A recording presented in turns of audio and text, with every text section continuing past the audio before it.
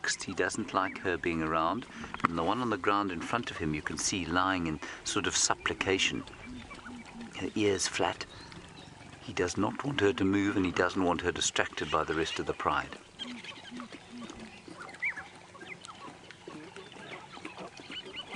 Anyone trying to distract her is going to get themselves into trouble. All the while these lionesses drink muddy water just below and to the left. Oh, it's just wonderful watching the males play with the little cubs like that. Just careful of this lioness in front of us, everybody. She's looking into your eyes.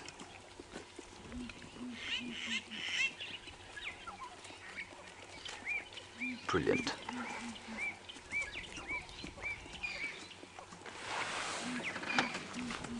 Kill it now. Brilliant. Oh, not yet. Hang on.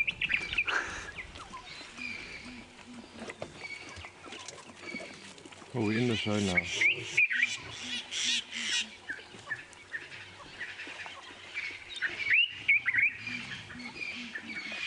The sun is just about to peep up over the eastern horizon now. You can see it slowly getting brighter, the light turning gold.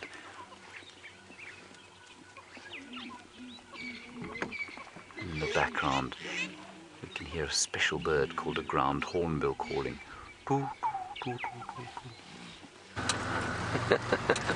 All right, everyone. Not sure if James actually has comms at the moment, or what's going on there, but fantastic that he found the pride. So good morning. My name is Byron, and on camera is Dave with me this morning. It's lovely to have all of you again on Safari Live. It's a nice, cool morning, and we are in search of leopards. So we are looking for Karula, a female leopard. For those of you who are new viewers, a beautiful female leopard who has got 2 cubs at the moment. And we heard somebody caught a glimpse of her last night in this area. Not entirely sure which direction she went, but that's what we're looking for today. And it is a beautiful morning, 23 degrees Celsius, about 73 degrees Fahrenheit. So nice and cool. Have a look at these male impala here quickly, everyone. Let's see if they fight. It's interesting. It's not mating season or rutting season, but the males seem to be. We saw some males earlier this morning that were also fighting.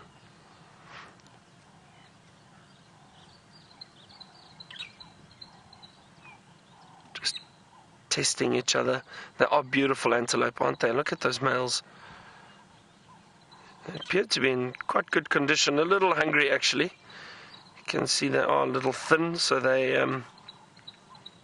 hopefully with some more rain there'll be more food around. However, this area that we are in, and we are situated in the northeastern part of South Africa, in the Greater Kruger National Park, and more closely situated in the Sabi Sand Game Reserve, and we are on Djuma.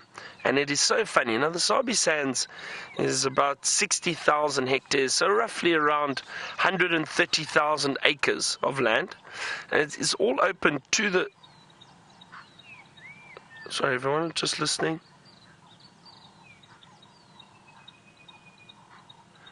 I can hear impalas snorting, but it's actually males fighting, and you can hear the difference because they're moving around quite quickly, and it's just a very short snort, not a proper alarm call. So as I was saying, within this Sabi Sands area, it is all open to the Greater Kruger, so the animals can move freely wherever they want. But this section that we are on at the moment, for some reason, has got quite a lot of rainfall recently, more so than others. So it is looking a lot greener here than it is 10 miles south, which is very, very interesting. All right, I believe that James' comms are back up, so let's cross over to him. He's with the lions, and let's chat to James a little bit. Oh, hang on a second, I'm just going to move. Hello everybody, I do apologise for my reticence. I'll tell you what happened earlier. It was a I didn't plug my earpiece in, which is very stupid. There's quite a lot of kind of anger going on here. I'm just going to back up slightly. I don't want to be quite in this line of fire. And what's going on is that the male is being very irritated by the females, mainly because he's trying to mate with the one he's following over there. And he's just, every time she goes near any of the others, he gets really upset and he starts chasing them. And then the cubs scatter and the lionesses scatter, and it's all action here. So good morning. I'm sorry I didn't greet you earlier. I didn't know what was going on, and it was entirely my fault. I apologize profusely. My name is James. Brian's on camera. Hello, Brian. Hi, James. How are you on Saturday? No, I'm good. There's the Saturday thumb, everybody, and here we are with the full Nkuhuma pride, 5 lionesses, 8 little cubs, and of course 1 male lion who's trying to mate with a female who's probably not quite in full estrus yet. Now they're just kind of calling to each other. And what you did was tell us, everyone, of course, that there were lions on the dam wall. So we came down here, just the male and the female. Then as we got here at about 10 to 5, the rest of them came wandering out of the bushes to the western side of where we are. And I think they did that. They've come from Arathusa last night. And there's a great deal of playing, which is wonderful.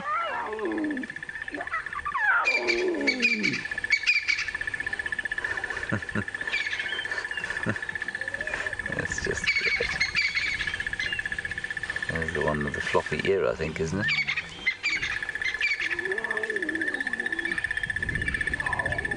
Trying still to suckle. Now, everyone, I have to tell you, I'm slightly disappointed in myself, but I think that I've only... I can't remember exactly how old they are. I think we're looking at 6 months. It must be almost 6 months, the biggest ones, and then 5 months, probably plus minus, and then maybe 4 months after that. I don't know, it might be slightly younger than that, say 5, 4 and 3. Does anybody remember exactly when they were born? I think the teddies were born in July, if I'm not mistaken, so August, September, which would put them at 3 months. The teddies being the 3 youngest. And the other 2 were about 3 weeks after that, before that. So that would put them just younger, just older, about a month older. Now let's go with 3, 4 and 5, unless anybody can remember otherwise. It's quite astounding how we forget these things. Now you can of course talk to us through the course of the morning. Hashtag Safari Live, questions at wildearth.tv. The confusion this morning was caused by, firstly, my idiocy, and secondly, they were standing right next to us, of course, which you saw, and so we just fired up that VR rig thing on the front of the car just to try and get one of those virtual reality shots. But no matter, here we are. I hope you'll forgive me. I hope the directors in the final control will forgive me. I might not be allowed home today, Brian. No, me neither. You no, definitely not you.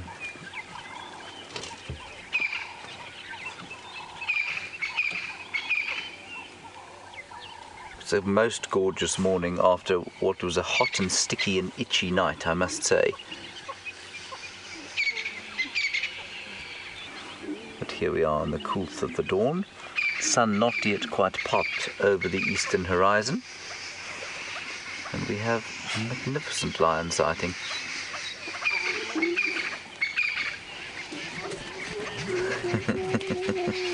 It's a teddy chasing down a cousin.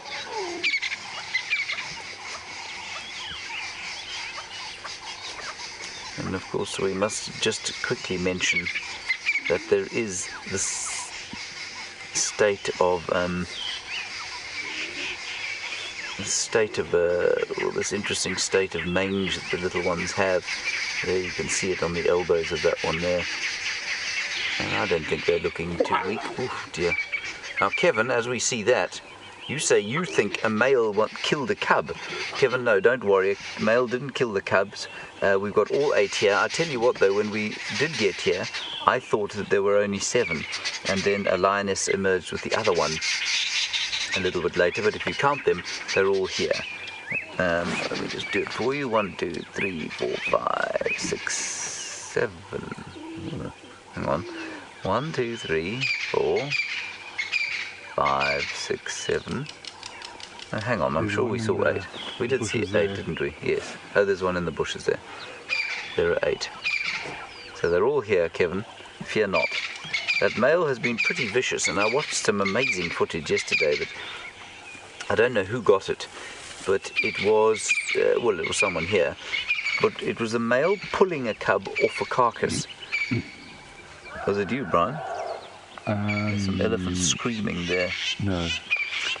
And it was a buffalo carcass. The male was eating on the bottom of the jaw, and one of the cubs was sort of lying on the carcass trying to get into the skin underneath. And the male got irritated, swatted him once, and the cub didn't move. The male actually retaliated, at least the cub retaliated. The male then grabbed the cub, stuck his claws into that kind of skin behind the head, and pulled the cub off the carcass and tossed it to the ground. The cub, undaunted, then tried to swat the male in the face. So they really are already very tough little creatures. Right, should we try for that eye level view again? Or are you happy here? No, it's fine. Now I'm just going to move down here. Right, okay, Liz, thank you very much for that. You say the oldest of these cubs was born mid-June and the youngest mid-July. So there's only a month between them. So the oldest ones, as we head to mid-November, July, August, September, October, November, will be 5 months. So that was correct. 5 months, 4.5 months, and 4 months. Thank you very much for that, Liz. We'll remember that. Middle of June, they're only 2 weeks apart then each litter. Middle of June, middle of July. And we always quite like these eye-level views because it gives you kind of a interesting impression of the lions. Okay, we're not going anywhere, but Byron has managed to spot a great ball of hydrogen gas and nuclear explosions on the eastern horizon.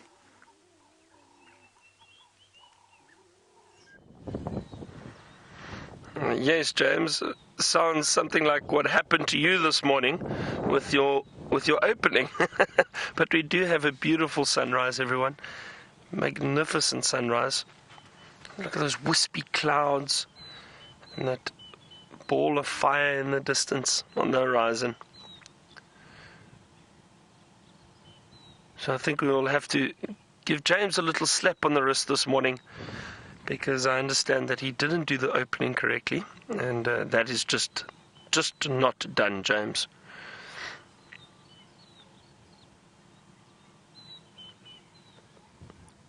Isn't that wonderful? Very, very peaceful. Can hear a white-browed scrub robin calling, a Cape turtle dove.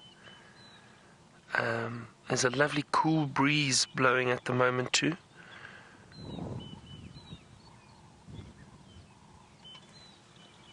Little long-billed crombeck gave a little call now, all in the distance, but wonderful to hear the sounds and see what's going on around us at the moment. So we haven't had any sign of the leopards yet, everyone, but it's still early, so I'm hoping that what we're going to do is we're going to drive around and head back down towards the drainage line and towards Philemon's cut line, which we believe is where the leopards were seen yesterday evening. One vehicle on their way back, I think, managed to spot her very, very quickly. So hopefully we do find her. I'm not sure where she has gone or where she's disappeared to. Also, we don't know if she's got a kill, and that could be even harder to find, because if she's got a kill, she's possibly taken the cubs there, and it may be well hidden, so not easy to see them or find them, but I'm not sure. Let's see.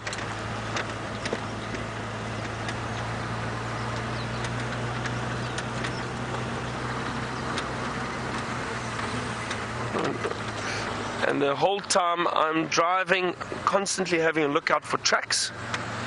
And we're going to continue. So glad you could enjoy that sunrise with us. And let's head back to James and those little cubs.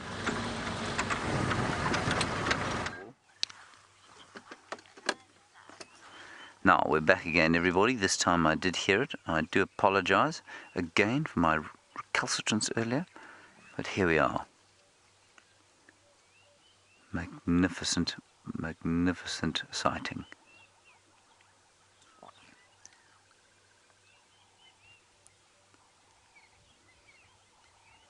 I'm just listening to Aubrey at the moment. He's found some leopard tracks. And I'm just going to ask Kirsty to ask Byron to get hold of him on the radio, if you wouldn't mind, Kirsten. Now, unfortunately, Brian, there seems to be some litter here that the that little cub has picked up, and it's a piece of piping that was pulled out of the ground by one of the elephants. Byron, please. Sorry, hold on a sec, everybody. Byron, please get hold of Aubrey. He's got leopard tracks for you.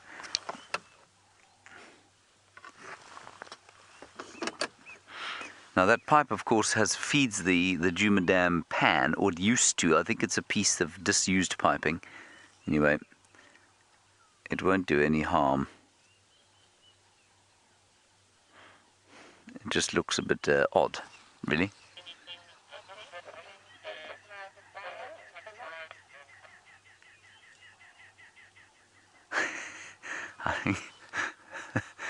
Now, if we look at the back there, amber eyes and the male are awake. Oh, this is my best. It's my best when the cubs go towards the males. Now, which male are we looking at there? Is that Tinyo and Suku? It's definitely not Nkuhuma, who's got a hole in his face.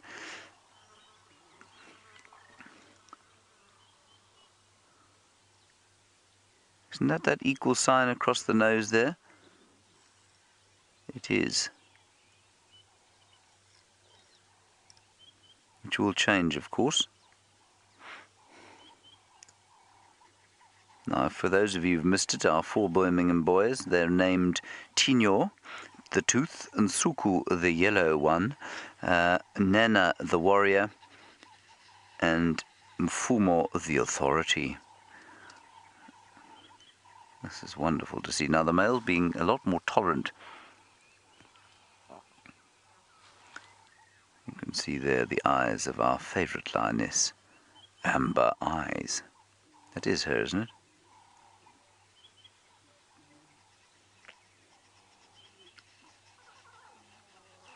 And the 2 little cubs just below us here, trying to suckle. And of course they will all suckle.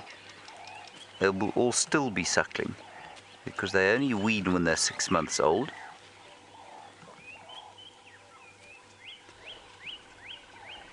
So there will still be a lot of attempts to drink milk.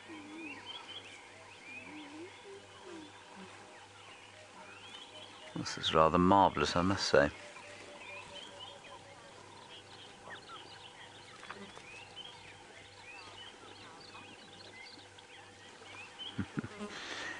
Hello, Melinda. Interesting update from you, and thank you very much for it, because I think it's quite crucial that information like this gets through to us.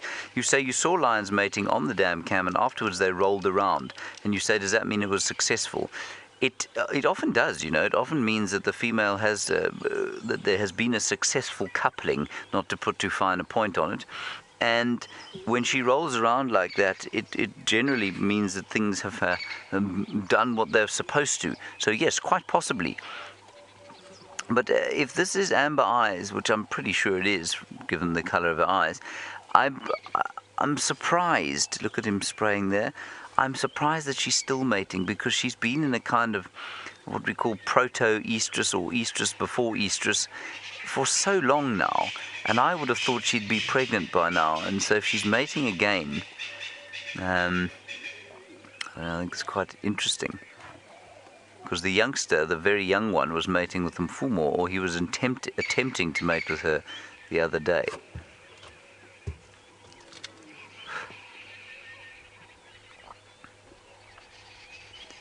So that is quite, yeah.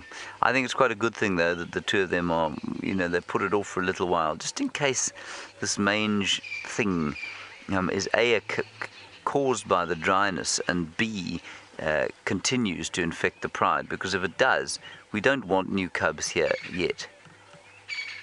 And we want the pride to get over it before we get any new cubs in the area. So I'm not too sad that Amber Eyes is very clearly not pregnant yet.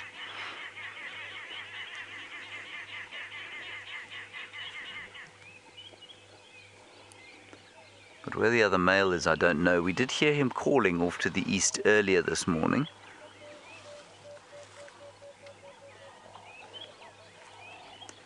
And it's an interesting one from William, and an answer that I'm just not sure that we'll ever be able to completely answer. You say, do I think the males know the difference between their own cubs, their biological cubs, and those that aren't there? So, but would he know the difference between his cubs and his brothers?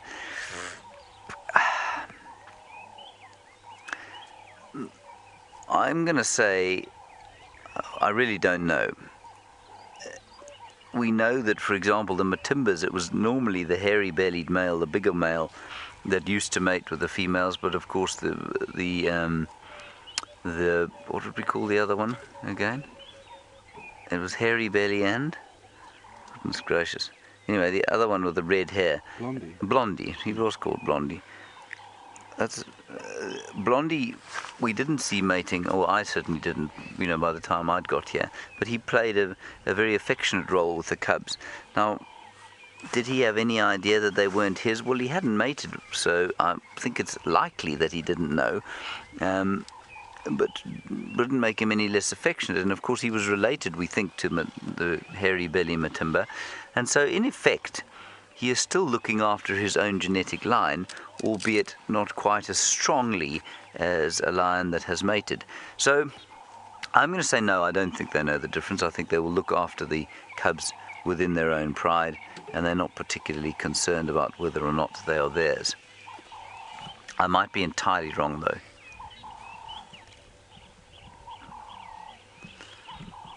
Now, I think we're staring down the barrel of a pretty hot day today. Kirsten, what is their weather report? Because I don't think these lions are going to do a great deal from here. That said, they have been killing buffalo at an alarming rate. If you happen to be a buffalo, that is. And we're looking at 37 degrees Celsius or 99 degrees Fahrenheit, apparently. So it's going to be very hot. And I don't think they're going to move much from here. I think they're going to go down into the drainage line. I think they'll lie in the shade. And that's all they're going to do, unless a buffalo comes wandering past, in which case they will almost certainly kill it.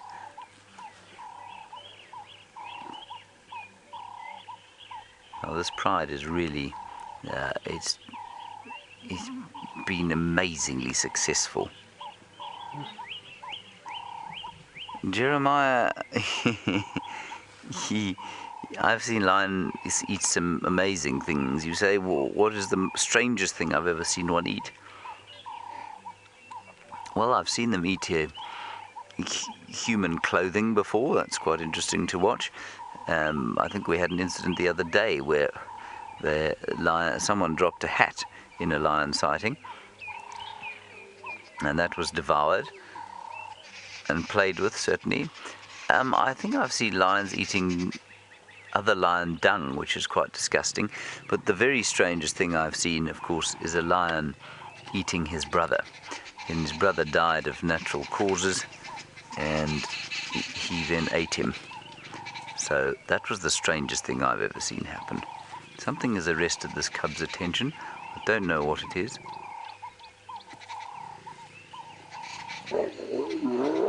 There was some mating going on there. That's what that noise was. Now, I would have said that was not a successful mating or coupling as they go down into the shade. Let's move around the top here, and then we'll head down into the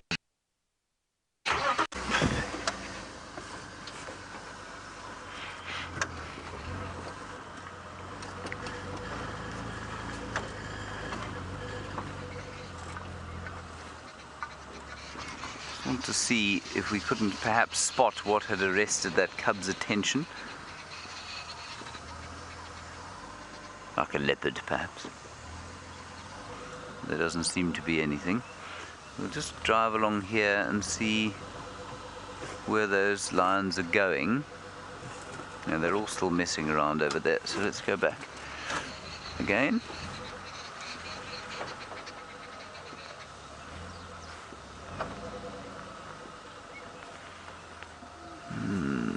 Yeah, let's go back to where we were. Sorry everybody, I just thought we might see a different angle.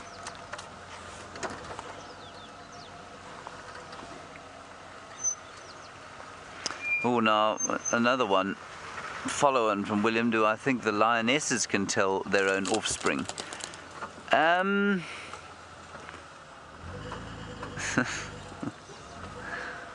Yeah, I think they can. Why do I think that?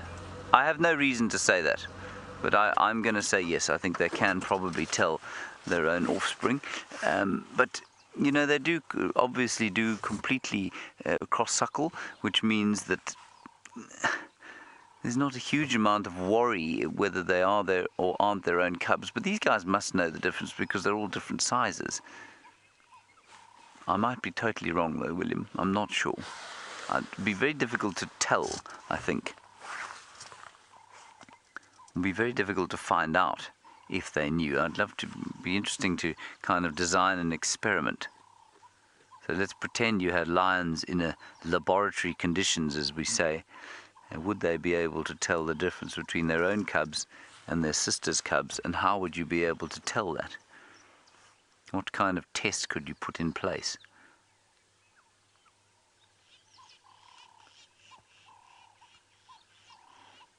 Now, why don't you try and come up with an experiment, everybody? A thought experiment. Hashtag Safari Live question to WildEarth.tv. Now, Brian, off there we've got ground hornbills flying, a huge number of them. Gee whiskers, there are 1, 2, 3, 4, 5, 6, 7, 8.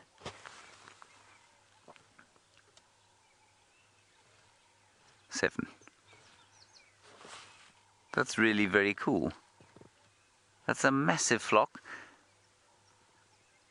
That's high for a ground hornbill. They're not particularly adept flyers. Isn't that wonderful, everybody? That is the great skill of Brian Joubert, the thumb. Very nice, Brian. They are landing. Looks like around Ingwe Alley. It's very awkward flying. Marvellous. Right, now everything seems to have calmed down at the lions. This is not unusual after an evening of activity, and it's always, you know, it's quite interesting. We've been discussing, Graham and I, the other day about when lions are most active, and we were trying to find kind of a, I mean, you'd think we'd know after all this time out here, but it's really not that easy to figure it out because we don't see them at night a great deal. You know, we pack it up and go home as soon as it gets dark. And from what we can find, it would seem that the most active time for lions, of course, we know straight after sunset they get going and then they hunt for a while, but also just before dawn, just before the sun comes up, probably for about an hour and a half to 2 hours. They call if they're being territorial, they hunt if they're hungry, and they play if they're youngsters. And you can see as the sun came up here, they all calmed down. So for about half an hour before you came live, I suspect they were moving between Arathusa and exactly where they are now. And as that sun popped over the horizon, things have calmed down completely. And I think there's going to be a substantial amount of slumber going on here. It is the weekend, though, after all, Brian. We don't want them to sort of stress themselves out. Shall we try and drive down the spillway here and see if we can't get a shot? The sand might be quite soft, but I think it's probably hardened enough in the sun over the last few days.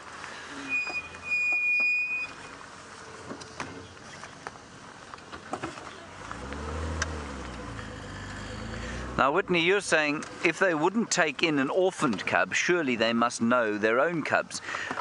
Whitney, I think that they certainly know the cubs from the pride, but do they know their own cubs? So, do they know their own cubs from their sisters' cubs? I'm not convinced that they do. Absolutely, they know the cubs in the pride, for sure.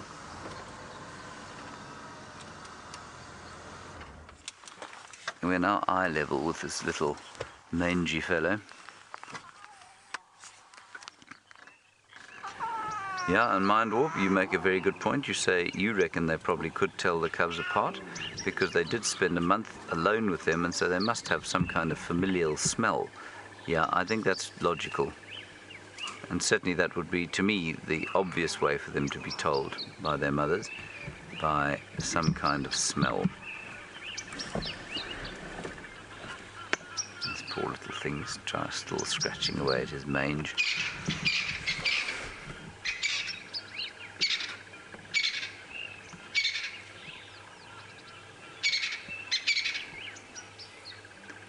Oh, it's not ideal, really. Time will tell. They're eating plenty, so they have the best possible chance of getting over this disease.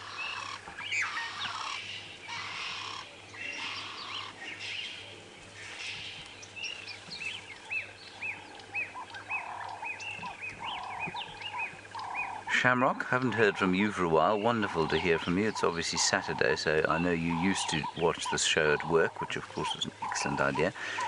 Shamrock, a question that I do not know the answer to, I'm afraid. I'm not insufficiently medically trained. But you say, is it possible that if an adult got over the disease and had the antibodies to fight it off, would they pass that on to their cubs? I imagine that they would, you know. I really don't know for sure, but I imagine that the presence of the antibodies in the mother's blood must surely get into the fetus. This thing does not look healthy, does it, Brian? It's looking, well, mangy and also breathing unevenly, but that's because its belly is so full of buffalo. And that, of course, is going to be its best defense against the mange. Good meals, home-cooked meals, care from the pride, and a healthy dose of luck.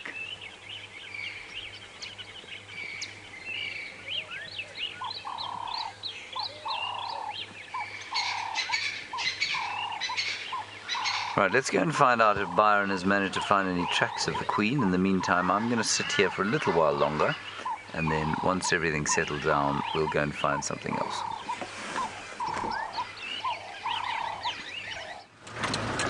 So we don't have tracks of the leopard yet. We've had a look around. One of the other guides did say he saw tracks of what appeared to be Karula and her two cubs, but they've headed, sounds like southwest and possibly across our boundary, unfortunately. But I'm heading into that area just to double check. Maybe she is still hanging around in a block somewhere. We're not far from the main road now, so let's have a look and just see. It's very difficult unless you've got time to get onto fresh tracks and walk and track carefully. To follow a leopard it's not easy. You know, you could get lucky and bump into them walking around, but ideally the best way to find these animals is to get the fresh tracks, start walking on them and follow, and then hopefully find out where they are.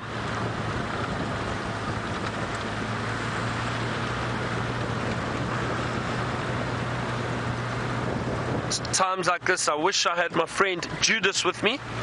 And Judas is a tracker. He's been tracking for 30 years, and him and I would find many, many leopards purely because of his tracking skills.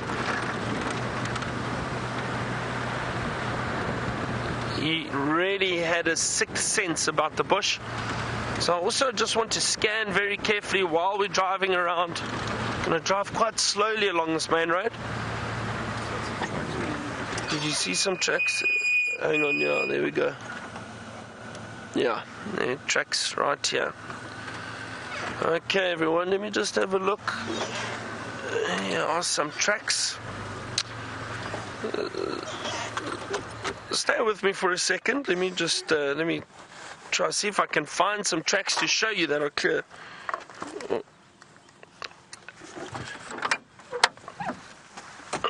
The nice thing about leopards occasionally is they do like to walk along the roads because it's a large pathway that makes it easy for them to move around.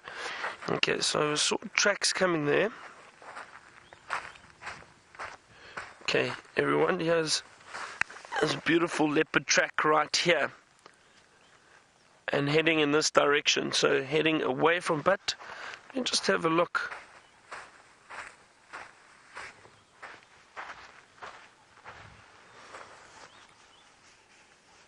Oh, this is interesting.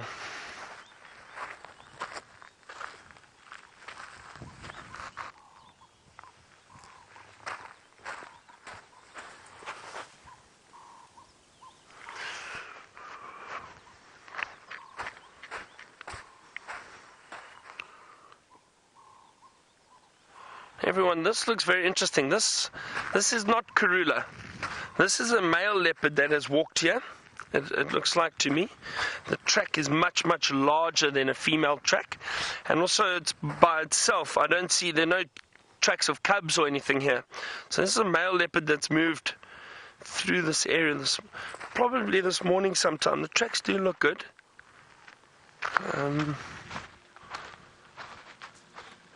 Is this some Mbambili or is this Arethusa? Actually, not sure. I'll have to try find out quickly and just have a look. But that is the thing with these big male leopards is they cover huge distances very, very quickly, and especially in the evenings or early mornings, they can move very, very far. I think what I'm going to do, everyone, is I'm just going to drive down this road a little bit and just see if we can work out where these tracks go. Maybe we're lucky, who knows? They have been walking all the way down the road, and Dave might even be able to see the tracks on that side of the road. You can still see them there. Yep. So let's have a look. See, it looks like they're still going that way.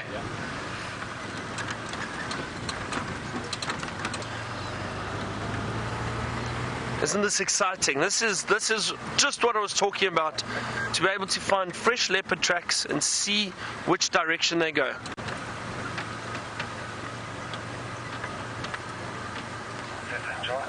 Wendy, you wanted to know, are clouded leopards in the same family as the leopards here in Africa?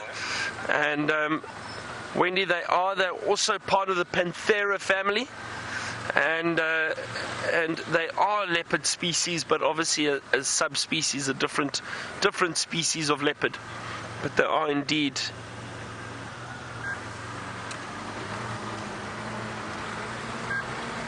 Scanning, looking very, very carefully here. But as I said, you know, a leopard like this that's moving around, marking territory, could possibly be quite far already. Can you still see tracks there, Dave?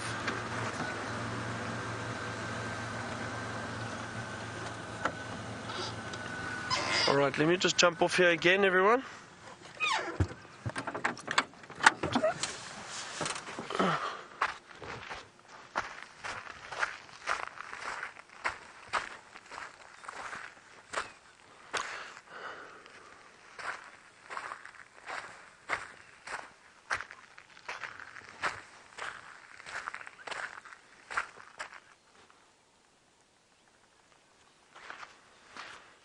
See, the whole time while we're tracking also we've got to scan very, very carefully, because there could be something in the bushes around here. I'm just going to have a look back here again. I don't see any tracks going that way.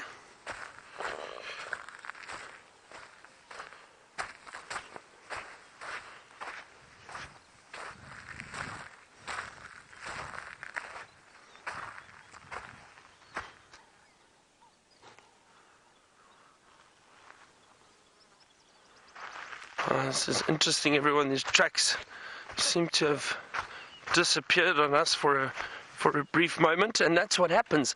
Occasionally these leopards cross into these blocks, and a block, we call it a block, it's an area of bush that is between the roads. So it could possibly be that he's moved through there. Maybe he was hunting. That could be one of the reasons. He saw something and decided to try and look for cover and move through the thickets.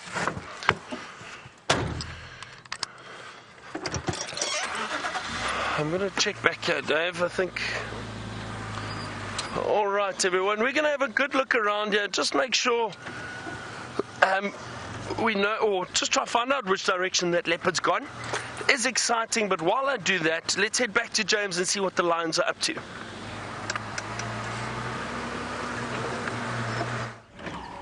The lions are doing very little, everybody, and so we're going to just spend another 5 or 10 minutes with them, and then we're going to head off and see what else this Guy Fawkes Day has to offer us. I've forgotten about that. Do you remember that, Brian? I do. It's Guy Fawkes. Oh, completely forgot. Yes, the day Mr. Guy Fawkes tried to explode the Parliament. I think of, was it King Charles II?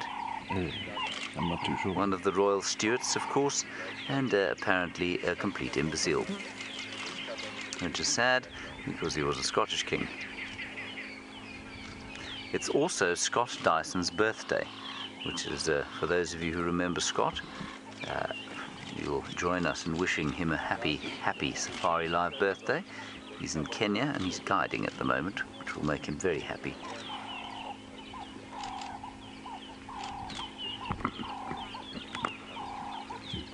It's absolute peace now. We've got doves calling in the background. Jim, you say the loud birds, I think they're the doves I've just mentioned. They're going, which is the ring-necked dove, or the Cape turtle dove it used to be known as.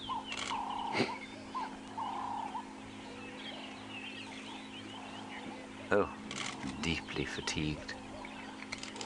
We're going to do one, let me go a little bit forward and we can have one last eye-level view. And then I think we're into the law of diminishing returns, as they say.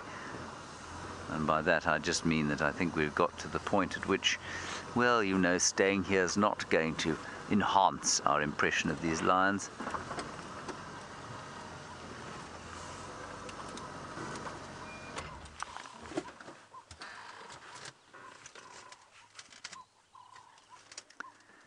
And if you do hear what sounds like the dim crackle of rifle fire, fear not, we're not under attack.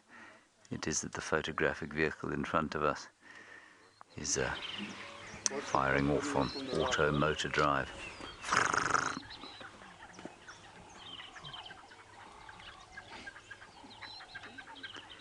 I do feel a little intimidated when I see that vehicle, Brian. Me too. No, something's up. What are they looking at? Well, like I said, there was a male calling behind earlier this morning.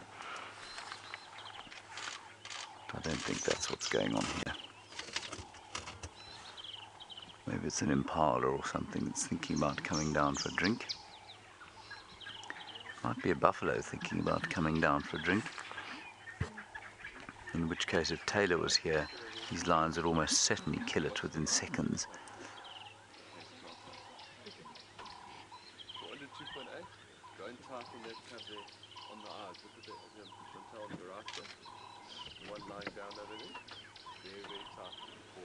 Beautiful, beautiful morning. Soon to turn into a deeply hot day.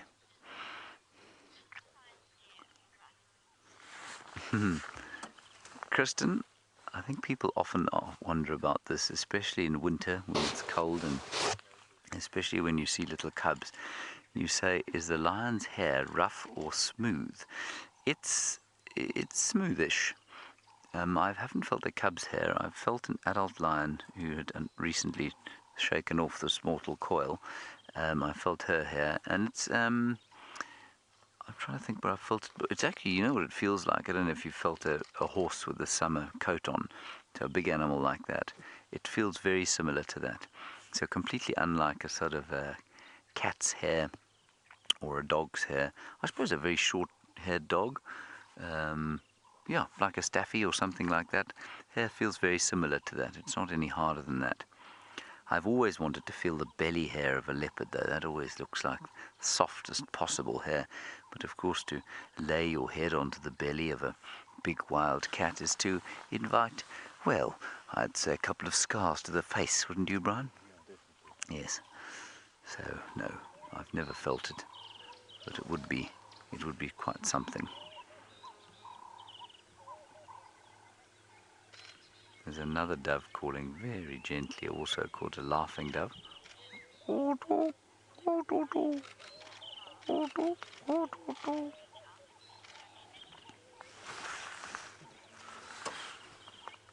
what he's looking at. I don't know what this cub's looking at. Now, we had some incident this morning where the lions were running all around the car. They were getting quite nervous of the male who was chasing them. And Wendy, you're wondering if I ever have the temptation to reach out and touch one as they go past the car. Yes, funnily enough, I have had that sort of feeling before of wanting to reach out. It's a little bit like vertigo, where, you know, if you get vertigo, you feel like you should throw yourself off a high cliff, or you feel like jumping when you know you shouldn't. And that is a little bit like the feeling you get when a lion comes close by. You want to stick your hand out and say hi. But the temptation has never been that strong. It has, however, Wendy, been very strong when we go past buffalo. And the temptation to slap one on the backside as you go past is overwhelming. Now, for some reason up here in the north, we don't seem to get close enough to the buffalo to do that. But down south at Londolozi one day, we were driving along, and it wasn't only me that felt this temptation, clearly. Johnson, a substantial tracker, was sitting on the front, and we were driving through a herd of buffalo, and I was telling the guests about something or other, and I heard this mighty thwack. And Johnson had slapped one of the buffalo on the backside, and he thought it was hilarious. The buffalo didn't know what had hit her, and she went trotting off into the herd, sort of with a grunt and a burp, and Johnson was paralytic with laughter for most of the rest of the drive. But I absolutely have that temptation.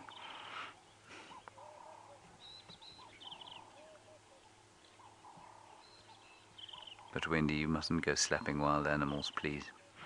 It's not a good idea. All right, everyone, I think we're going to press on from here, don't you, Brian? We'll come back a little bit later and see what's going on, see if they haven't killed a buffalo or two. And if any buffalo come anywhere near the Djuma Dam camp, everybody, just keep an eye on it, because it will be worth coming back to see what these cubs do. Before we move out, and you've noticed that the soil here is very pale, and you want to know why that is the case. And it's granite based. Normally when it's white like this, there's a lot of sodium in the soil. That's what causes a lot of the sodic areas, and the sodic areas are caused by sodium ions, if you like. I don't know how much you remember of your high school chemistry, but basically sodium in solution. So if you put salt in water and mix it up, it goes into solution, and that's what happens down the slope. So when rain falls on the soil, it puts the sodium into solution, and that what it does is it creates a situation where the clay doesn't stick together anymore, and if you want to know the term for that, it's called flocculate, and the clay then comes sliding slowly over the years down the slope. So at the top of the slope you get sand with the sandy marula crest, and as you get towards the drainage lines, which is what we're on now, you get a situation where all the clay and all of the sodium builds up over hundreds of years. It's moved under the action of gravity and water into these areas. And that's why if you get close by to the big drainage lines here, the soil tends to be a lot paler, a lot whiter. There's a lot more sodium in it. You get things like quarry bushes, huge quarry thickets. You get some of the red thorn trees, the acacias. You get jacket plums, and you get a very specific suite or set of grasses that like to grow in the soil. But that's why, in a long-winded way, the soil is paler than it might be.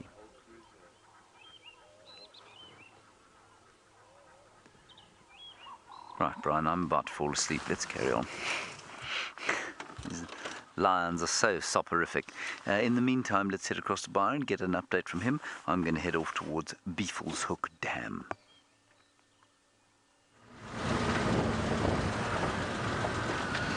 So unfortunately, still no sign of the leopard, and those tracks cut off into quite a thick area. But what I've done is I've looped around to see if we can't see tracks coming out, which is usually what happens. But I don't see anything. We may have missed the track somewhere. Let's have a good look around here. When you get to these junctions in roads, it's a good spot to have a look for leopard tracks, or any tracks for that matter. We haven't had any luck. I was chatting to Dave, and it's a bit difficult for us because obviously we can't get off and go and track for half an hour and leave you alone. So it is hard for us to be able to track the animals, because you do have to be very, very careful when tracking animals. You've got to spend a lot of time searching very carefully. And you know what? I'm still, and I think James shares this opinion with me, in that for us to drive around and try to track and find animals, it's incredibly difficult, and I doubt there are people that can do it very, very well, unless you have been a tracker before, perhaps. Because I do think we probably miss out on so much. There's nothing there. These brakes are squeaking this morning, waking us up.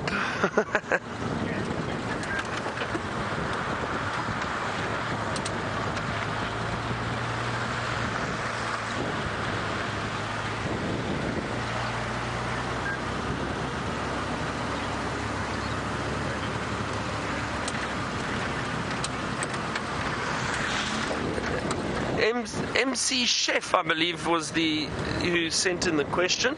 You want to know how is it that we keep the roads clear or clean? So there is road maintenance that goes on, and what they do occasionally is they drag, the tractors will come out and they'll maintain the roads, and what they do, they've got this contraption with, it's basically tires, which they just drag behind the vehicle, and or behind the tractor, and as they drag it, it just smooths the roads out a little bit, and that's done every now and then, especially after the rains, just to maintain the roads, excuse me, and that we don't get soil erosion or erosion off the road. So there is maintenance that happens on the roads, but we don't actually do it. It's usually the landowners that do it.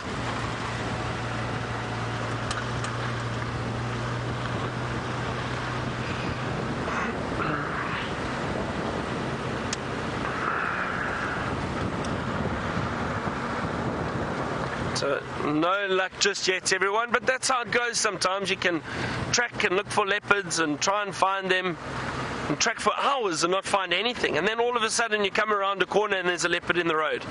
It happens like that regularly.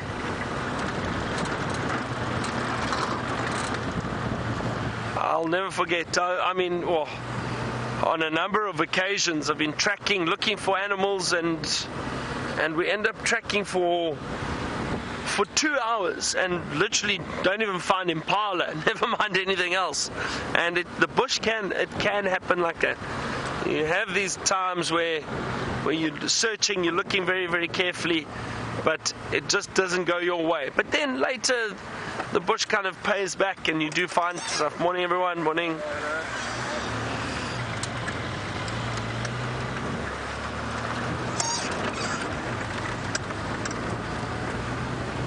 And I do think patience and perseverance in the bush pays off.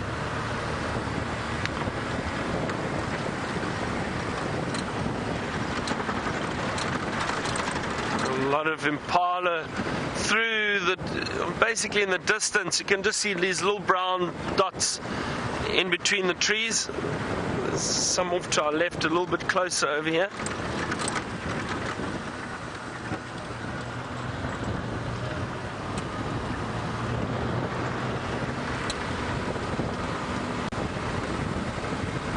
The sun's getting quite bright now.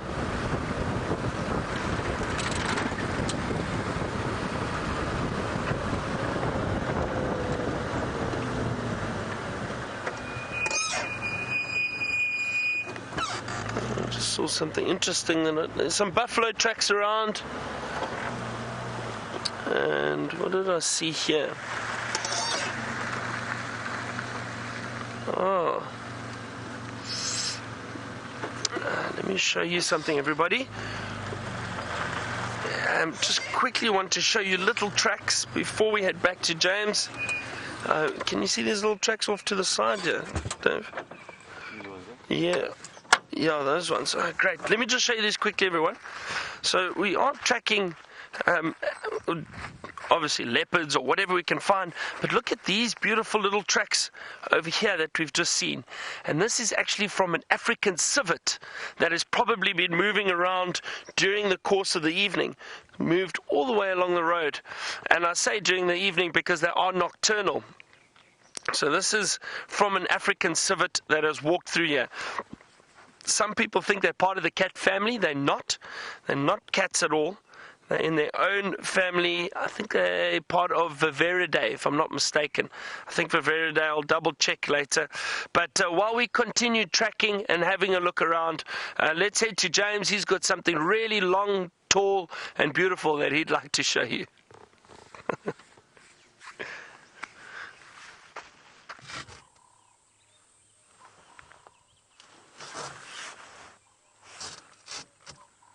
It's gone. There it goes. You might just be able to see a little shadow walking through there. Unfortunately, Byron wanted to show you the civet tracks. I'm afraid the beautiful giraffe we had for you is now no longer visible. I do apologize for that. Right, on we go, Brian. Are you ready? I'm ready. I've lost my lens cap, everybody. Something of a disaster. I lose it at least 6 times a day. I'm sure I'll find it again.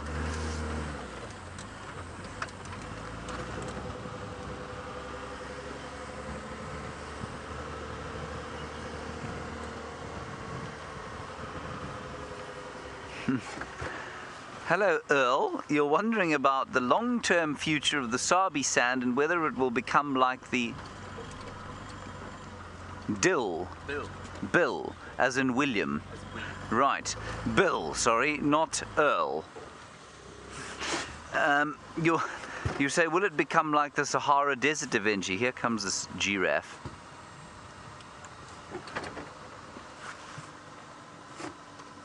Bill, I don't believe it will ever become like the Sahara Desert. Will it change? Absolutely. Under what action will it change? I don't know. So let's pretend that human beings got a virus that wiped us all out within, say, 10 years. And there wasn't a human being left in this area. Then what would it look like in the long term? So after 1,000 years or so, or 200 years. I think what you'd find is that it would open up. I think the number of elephants would grow. I think there would be a huge amount of movement of animals to and from the mountains. I think the old migration patterns would reassert themselves, and I think it would open up. I don't believe that it would ever become a desert without some major climatic change. And climatic change, Bill, would only come about through, well, because I've chased all the humans away with a virus.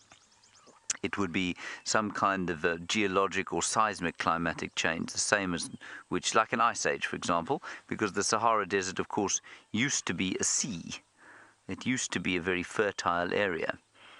Up until about 15,000 years ago. It was perfect timing from that hornbill, wasn't it, Brian? So I think if climate stayed relatively stable, the place wouldn't change much. The number of animals, I think, would increase. The number of species would increase because the artificial water would be taken away. So that's what would happen here. In the actual long term, of course, I'm going to go forward. I think there's something else in the bush here.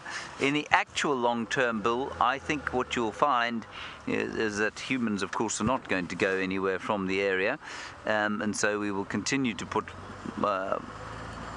artificial water into the place, but I think to try and predict the future with humans involved is almost impossible.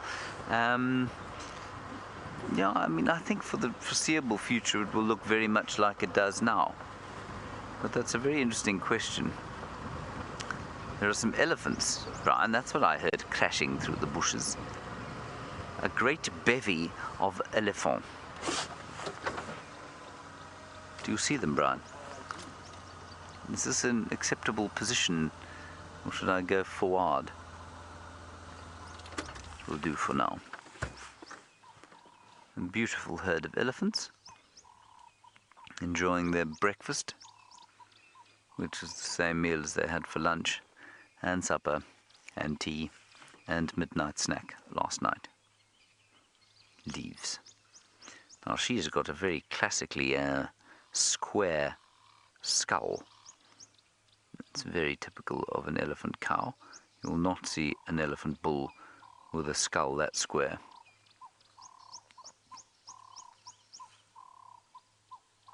That's really quite interesting to see. They always tell you that, of course, you can tell the difference between a bull and a cow from the roundness or squareness of the forehead, but often it's not as clear-cut as that.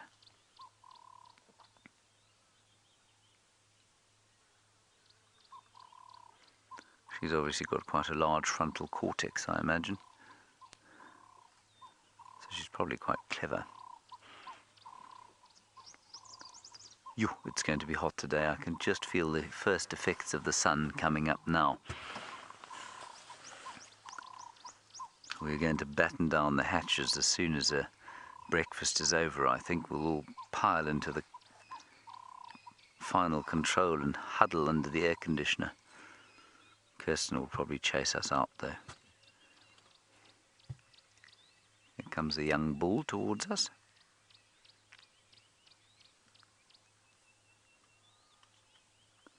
Not a young bull at all, is it, Brian? No. No. Because a much easier way of telling is what Brian's showing you now. Very clear mammary glands that give them really almost disturbingly humanoid feature, I find. It always reminds me how very much like us they are. Not in physically, of course, they're quite a lot bigger than us, Brian. I've met one or two people the size of an elephant, but very few. And I always just find, oh, here she comes, that their behavior, the way they behave, is almost predictable from a human point of view. They're very defensive of their youngsters. The young bulls behave just like teenage boys. The young cows behave just like teenage girls. The babies behave just like human children in a creche. There are a whole lot coming now. What she's doing is just making sure that everyone who comes across the road is safe. She's stopped to check us out. Now she's indicated to the others that it's fine for them to come across the road. This little one, just with its tusks erupting, probably almost 2 years old. It's not Benji, is it? No.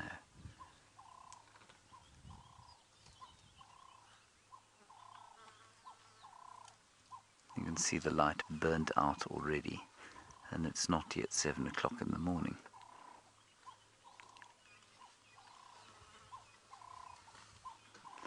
Everyone, I would move forward so that you can get sort of slightly less into the light, but I'm afraid there are now elephants all sides of us, so we're going to stay right here.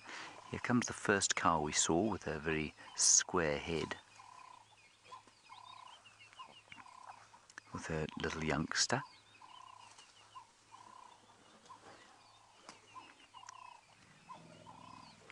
And they're just talking to each other.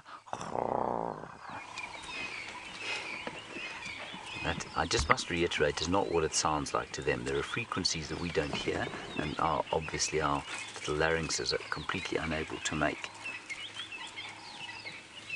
So although it might sound like you're talking to an elephant when you go, the elephant just thinks you're being an idiot. I think that's a bull, Brian. Yes. From the rounded head. Yes. And the length of his tail. The length of his tail, yes. Yes. Good. There's another cow to the left, Brian, who's checking us out there.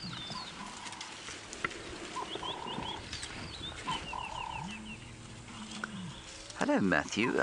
Another lovely question that I'm afraid I don't know the answer to. Do elephants ever bite their tongues, you say? Trying trying to think of the shape of an elephant's tongue. You know, I think an elephant's tongue doesn't stick out like ours does, Matthew. No, she's not too happy with us. She's just saying, stay right there. Opened her ears out, not particularly pleased to see us. She's not the oldest cow, and so perhaps she's just a little bit inexperienced.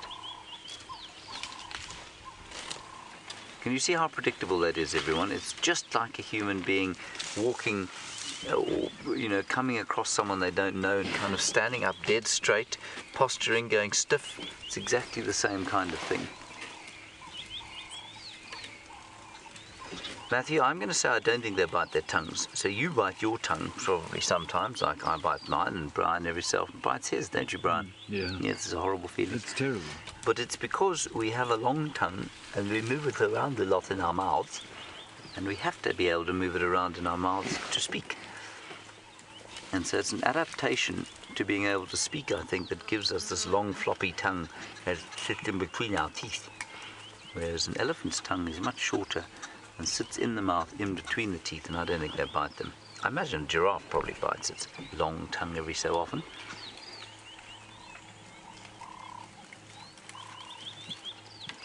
Good.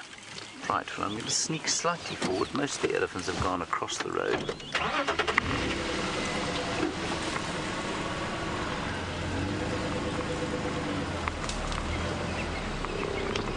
Oh dear, there goes a tree. Oh dear. The tree just bit the dust there, everybody. Deborah, armchair traveller. We were talking about the shapes of male and female heads earlier. And that cow there, you can see it's got a squarish head, but not as square as the first one we saw.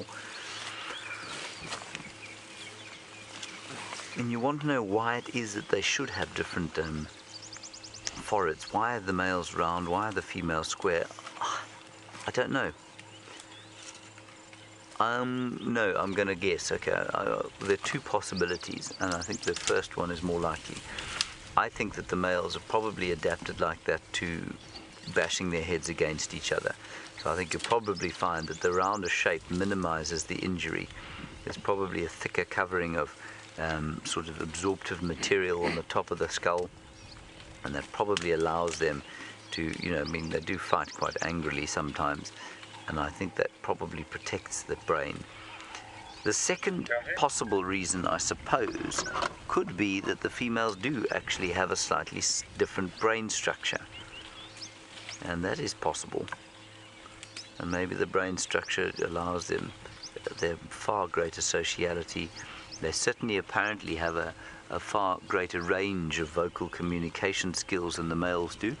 That again is very similar to our human species, where males speak to each other in grunts and signals, and women have conversations.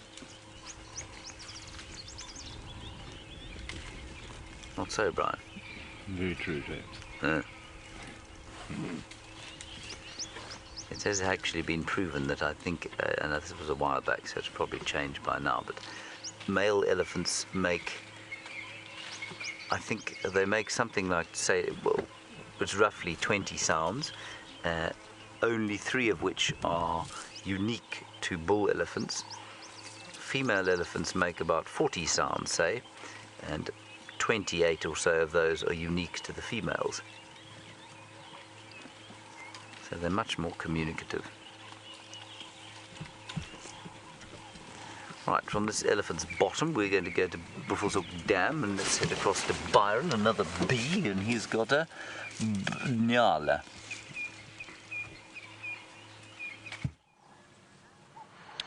We have indeed got an inyala. I've got a baby inyala, everyone. Look at this little, beautiful little inyala. It's just hiding behind some branches there a little bit. Hang on. Let me see if I can move forward. Oh.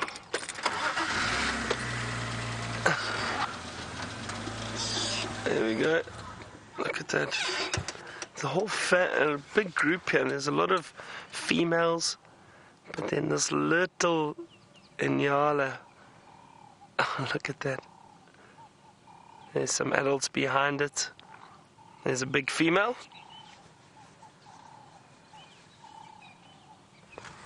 They really are wandering through the bush at the moment, trying to hide from us. Even though it's not that thick here, but there are lots of little sticks in our way. Very, very peaceful. There's some impala in the distance, in the background. Probably won't be able to see them, but a lot of inyala around. Look at that beautiful bushy tail on that female. And you can see the white stripes very clearly on the body. There was a young male. He was, I'm not sure where he has gone now. I think he's just off to the left there. And he's just through the, a little bit to the right, Dave, I think. There he is. He's just through there. There we go. Bit tricky, but you can see he is slightly darker. He's going through that transition phase where he's going to be changing the coat or his coloration. It will go much, much darker grey as opposed to this reddish brown of the females. I just want to see if I can get another view of them quickly. It's because they are so beautiful. Hang on, everyone. And you can see the difference. Oh, there we go. There's the male. See, that's a young male. He will still get bigger and he will still get darker. But look at the difference between him and those females. Amazing.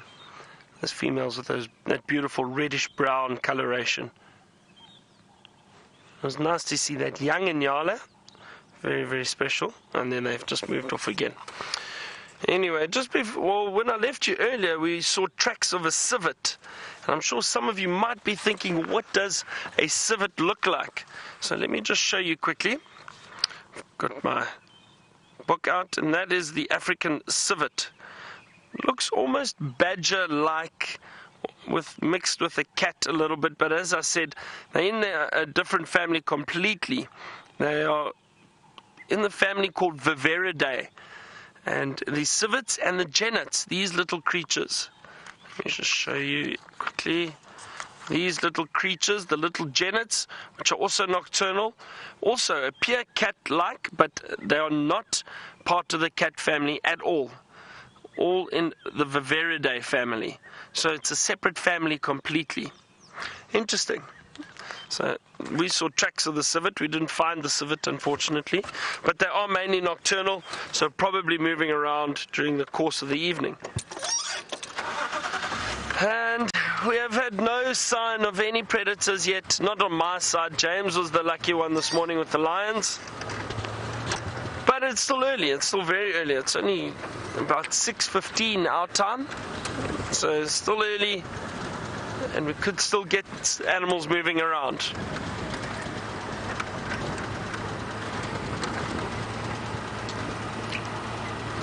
Shannon, you want to know why the males are darker than the females. I have no idea, Shannon. I don't know if there's a specific reason, other than it's just the sexual dimorphism between the male and female inyala. I don't know if there's a specific reason for it. And if anybody else has heard a theory or has a theory on it, I'd be very interested to know. But it's I just think that, you know, with all these antelope species, the males tend to be a bit bigger and generally have bigger horns. They look more impressive than the females, and all of that is to attract the females. So I think it's purely from an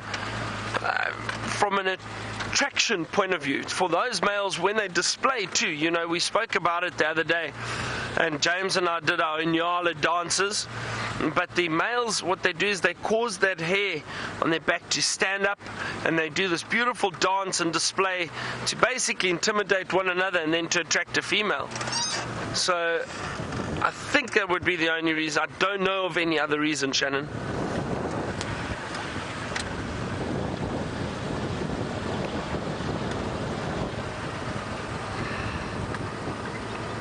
Sure.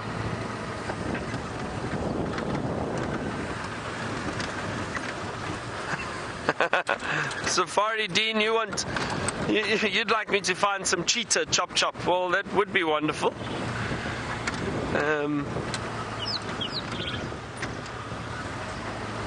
I wish it was that easy.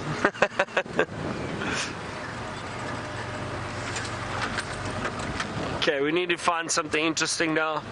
It's time, so let's see. Keep your eyes peeled, Dave.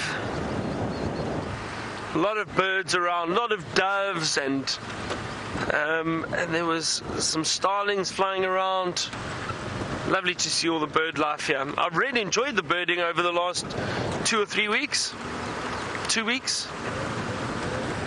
Still got another week of Safari Live, which is great. So I'm here till next week Wednesday, and then a short break, only a little, about a week break. And after that, hang on. Oh, these breaks. I've seen an interesting bird, everyone. Let's just have a look, just on the water's edge there. Can you see it there? It's just walked away from the water. What is this? I've got a feeling it's a sandpiper. I'm just going to look with my binoculars. It is indeed a wood sandpiper, everyone. Very beautiful bird. And have a look. Look at this interesting behavior. It bobs its tail up and down. Often it'll stand, and do you see that? There we go. Doing a little dance.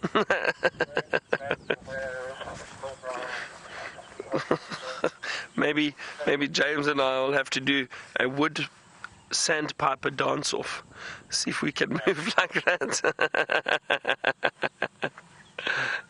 I doubt James will be very happy with me suggesting it.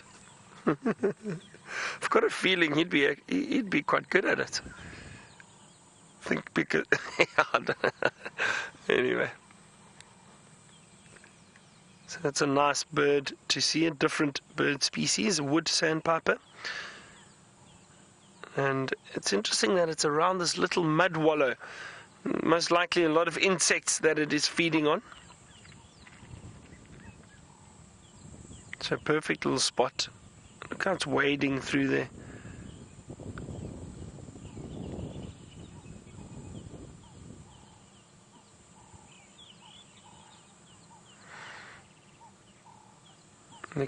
There's beautiful reflection. Look at that. Wow. Get some lovely photographs now.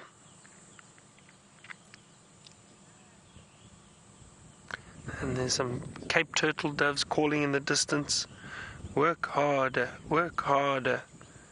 And I'm trying to work harder to find a leopard this morning. But it is also just so wonderful to experience every little bit of nature. It doesn't matter, from these little birds to the antelope. And things happen when you start appreciating the smaller things. I do think it's very, very important that you enjoy every facet of nature, not just the big cats or the elephant or the buffalo. There's so much out here. And I constantly see things that I've never seen before, little insects, and still see a bird species now and then that I haven't seen before.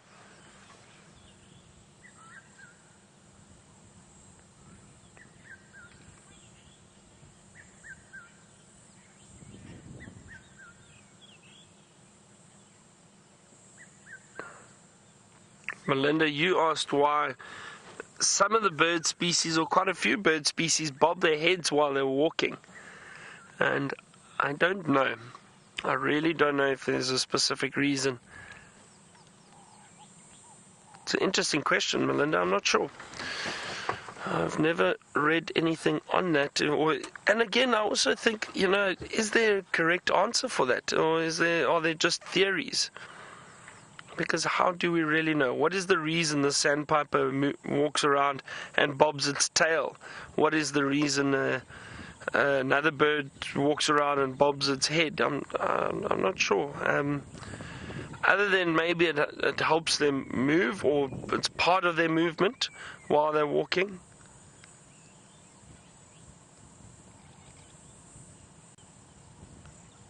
I have absolutely no idea.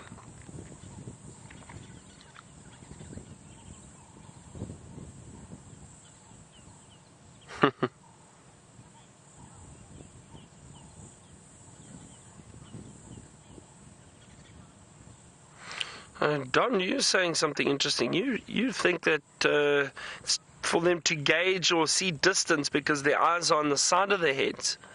But I wonder, how does that... I'm trying to work it out. How does that help them then?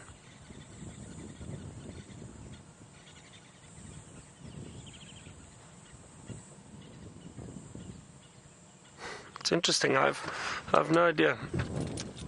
But Don, that's a very interesting answer, and it sounds plausible. But I just don't understand how bobbing the head would help see the distance, other than, yeah, I don't know. You've stumped me this morning. I don't know. Perhaps we can ask James. I'm not sure if he knows. We'll ask him shortly.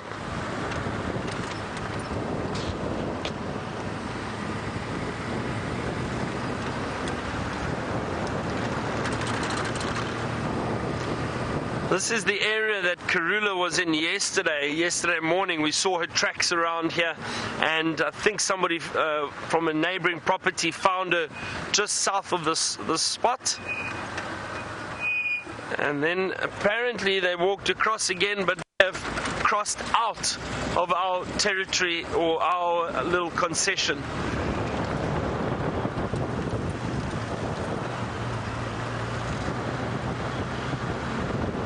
It happens. These animals like leopards and that have very large territories, everyone's, and when they are walking around or patrolling them, they can cover huge distances in one evening. And even for a female who's got between a 5 or 10k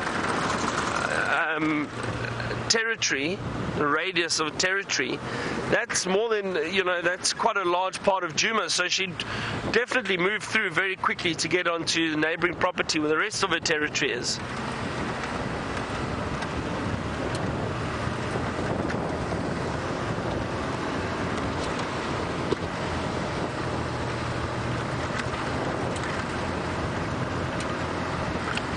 Matthew, speaking about territories, you want to know, are the territories, or do some animals' territories overlap?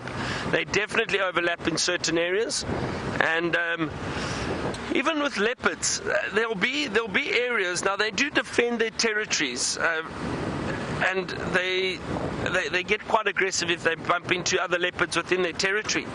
But they will definitely overlap slightly. So if you've got two territories, you'll have one or two that overlap slightly. And usually it'll be around water holes because they need water. So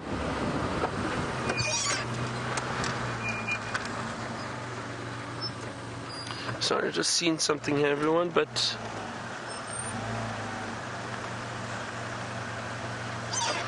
these look like lion tracks.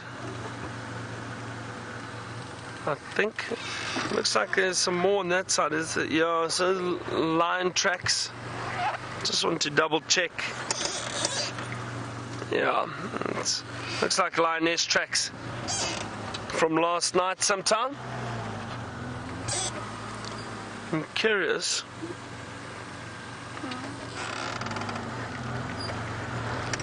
So Matthew, so the territories do overlap slightly, and especially at water holes, because they need to share the water holes, but they do defend them against one another. That's just for leopard. Then if you have lion prides, their territories overlap definitely. Some of the other species of animals like the elephant and that, they're not territorial, so they'll move all over. Some of the antelope species that are territorial, they may defend their territories, but they'll be very close to others, and their territories could also overlap. But I would say the territorial animals that we would think of and that defend their territories and don't want other animals coming in would be lion and leopard, for example. They would defend it, they would look after that territory, and because success for a lot of these animals is having a big territory. So those animals do defend them, but they will definitely overlap in certain areas.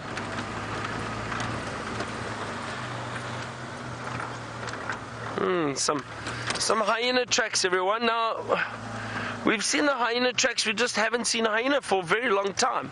But there are, almost daily, there are hyena tracks around on the roads. But still no sign of them. I think because of all the lions around, it's possibly keeping the hyena off Djuma at the moment, for the moment. But I'm sure at some point they'll come through again. Anyway, let's head back to James, get an update from him, see what he is up to, and maybe he's got an answer for you on that why birds bob their heads.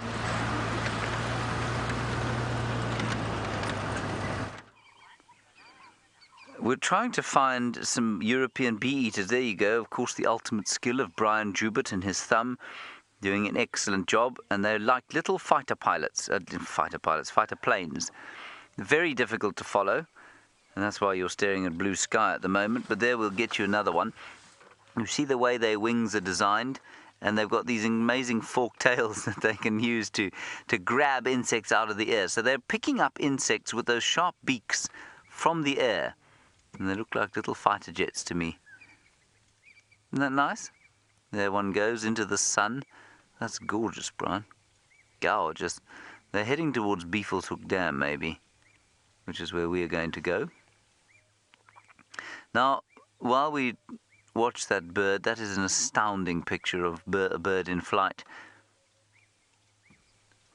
Isn't that gorgeous? Gee whiz. Wow. What was the question? Byron said he was going to ask me something or something. I didn't quite get it.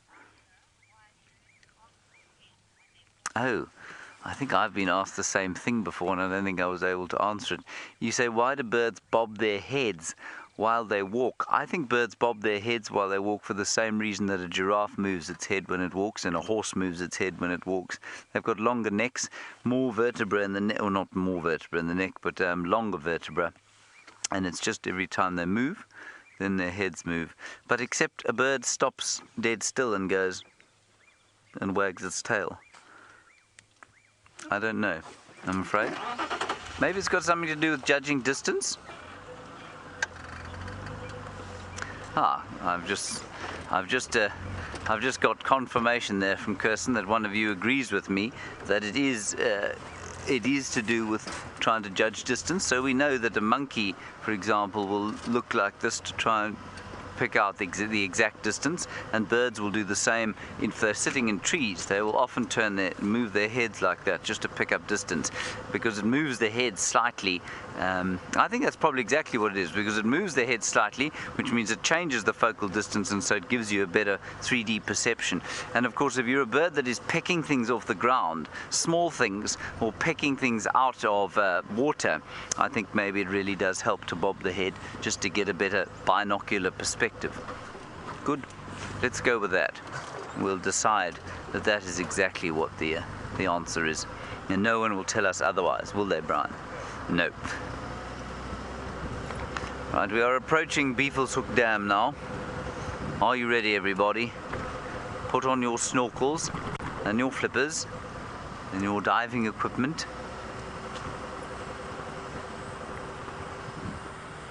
Have you been diving, Brian? I have. Did you enjoy it? I did. I've even done a shark dive. Brian, I know. it's very brave of you. Brian's done a shark dive, everybody. It was really exciting. But I mean, you are bigger than most sharks, so I'm sure they were quite afraid of you.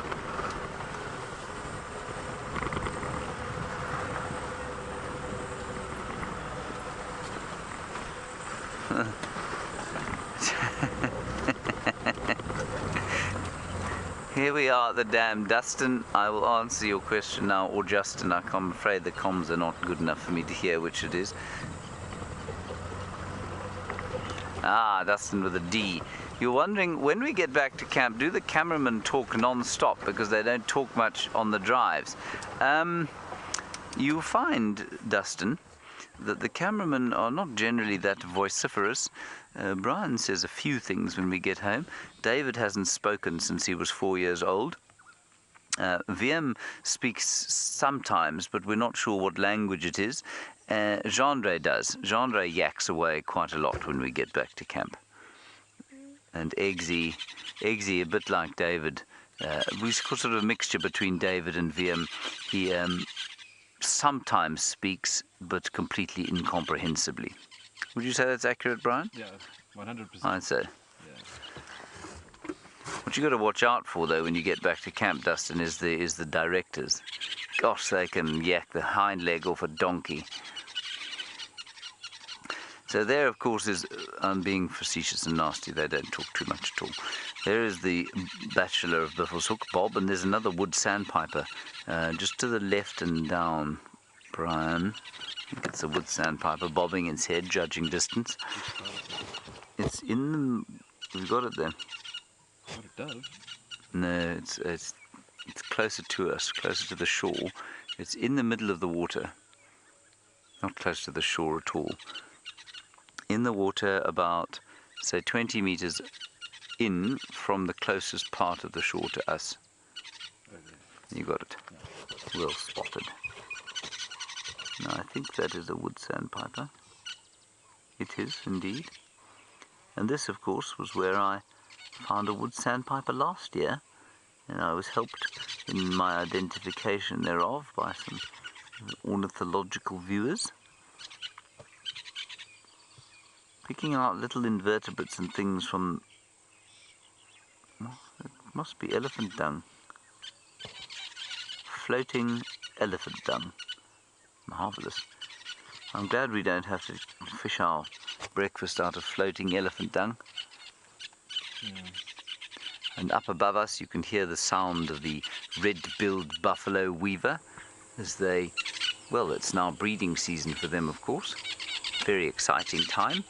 They've been building their nests non-stop, and now they can lay some eggs in them and raise some more baby red-billed buffalo weavers. Which of course reminds me, Brian, of the tragic tale of Buffy, the red-billed buffalo weaver. I'm not sure anybody, if you remember Samuel Chevalier, who joined us for a little while, and he found a buffalo weaver that had been turfed out of its nest or had fallen, and we tried to put it back, but we couldn't make the thing climb in. And he seemed to have had some kind of a stroke or epileptic problem, and the left side of his body was almost crippled, and you know, we tried to feed him and did our best to keep the little fellow alive, but eventually he went off to buffalo weaver heaven, and Samuel gave him a very moving eulogy, which you will probably still find on our Facebook page. And if you are feeling down at all and you feel like a good laugh, please don't take it seriously. It really is a piece of masterful comic timing, I feel, from old Samuel Chevalier. The eulogy of Buffy the Buffalo Weaver. Now, I've heard that Byron is coming to say hello to us here, but he's taking a very long time over it, so I think it's probably time that we pressed on. Oh, I can hear him approaching now. I wonder what great gem of wisdom he's going to share with us. What do you think, Brian? Maybe a cooking recipe? A cooking recipe? Yeah. That will be very nice, a delicious cooking recipe. Do you think it is for Portuguese chicken wings? Most likely. Most likely Portuguese chicken wings. Alternatively, homemade peri-peri sauce. Oh, there's a big bird there. Hang on. We can look at that while we wait for him to get here. There's a very large bird in that tree over there.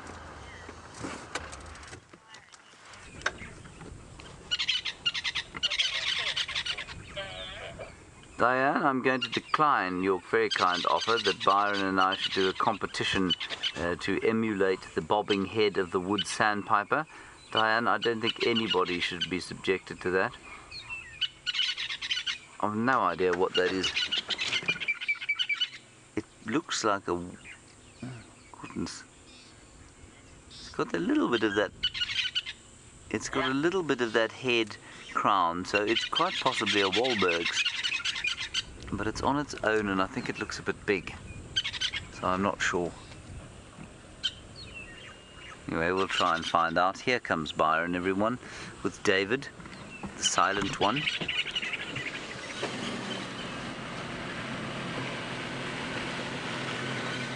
Byron, I've been waiting here for you for hours. What do you want? Morning, James. Morning, Brian. Hello, Byron. Lovely to Hello, see you. Dave. Hello. So I've David been spoke, struggling everyone. to find Anything? fresh signs of leopard. Yes. So, we had a request about either doing a Nyala dance-off or a wood sandpiper dance-off.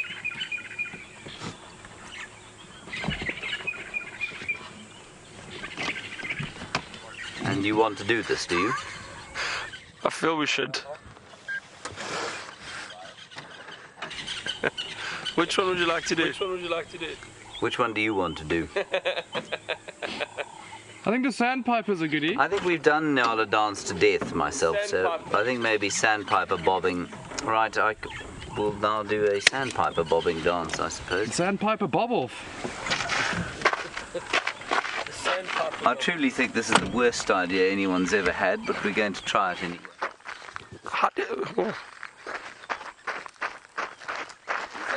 Is that your sandpiper bobble? No. Okay, you go first. Round one, fight.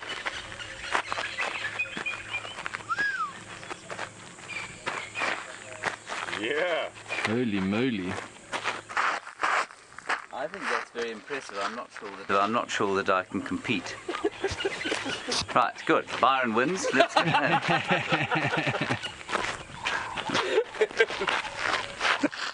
Byron's disadvantage is that he wasn't born with hips that stick out, aka the bubble butt, which I have.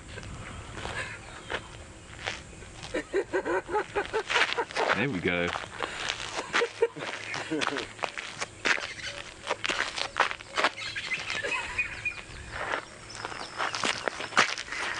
Now go and find some animals. Let's go find animals. Well done, everyone. So embarrassing. So embarrassing. Goodbye, Byron. Bye, James. Goodbye, David. Goodbye, Dave. Bye, Byron. Bye, Dave. Which way are you going? I'm going to go down, check the drainage lines. I'll go this way. There was a Franklin alarm calling around here. Have a look. Okay, I'll do that. Byron says there was a Franklin alarm calling around here. I hope you all liked your Saturday morning wood sandpiper bob off. I have to say that I had no idea what to do there, and so that's why I made Byron go first. So I was sort of trying to emulate him. Don't tell him that, please.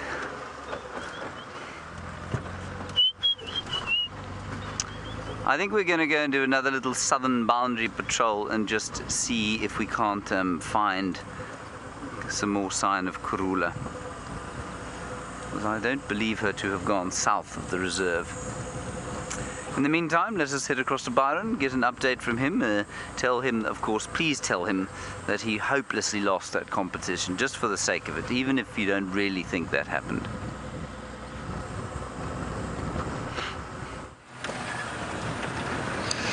So, fun and games over. Let's start finding some animals, everyone.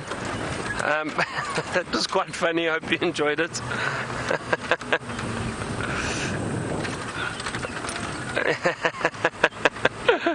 That was fun.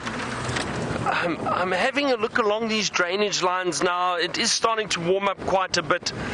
I'm hoping we get some movement from something, anything interesting. The Egyptian geese that's not very happy. They just flew off.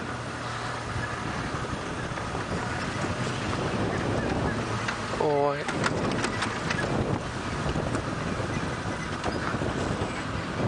can hear a lot of birds calling. There was a red-chested cuckoo calling, and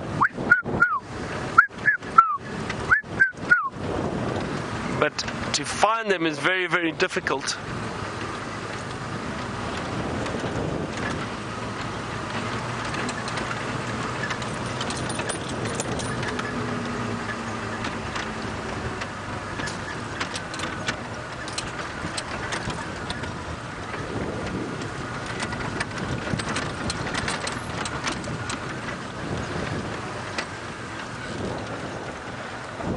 Come on, there's some nice soft sand around here, so I'm hoping if we do see any signs of some leopard tracks, because I do believe that there's a lot more leopard around here than that we actually see, but they are so elusive, and if they don't want to be seen, they're not going to be seen. I mean, those tracks that we had this morning were definitely of a male. They were big, and then Aubrey said he saw tracks of Karula and her cubs moving through Djuma, but through and then out again. So there's a lot of leopard activity around, but I think that what happens is they move around a lot at night, and when it's much cooler, the heat at the moment, getting into the heat of the day, it's not very pleasant for these big cats to move around. However, they do, and we've seen it with the Nkuhumas, with the lions. They have been very successful in hunting in the afternoons. 2 or 3 times in the last week they've gone off and hunted middle of the afternoon, which is incredible.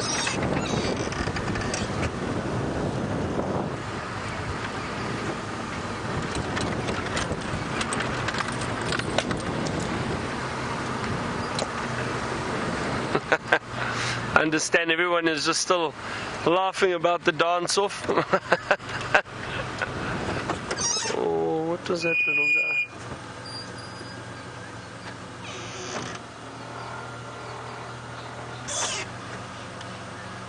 I saw something move on this tree, everyone. I'm not sure if it was a tree agama. Looked like it, but moved so quickly. I just caught a glimpse of the tail moving around the back of the tree, but they are shy, and then they go and they hide from you. It looks like it's gone. And these little tree agamas, they're lizards. They sit on the trees. They get these beautiful, the males get these beautiful blue heads, bright blue, and that's to attract the female. And they'll walk and then they bob their head up and down when they get closer to the female to attract the female. It's called a tree agama. It looked like one that just headed away from us over there.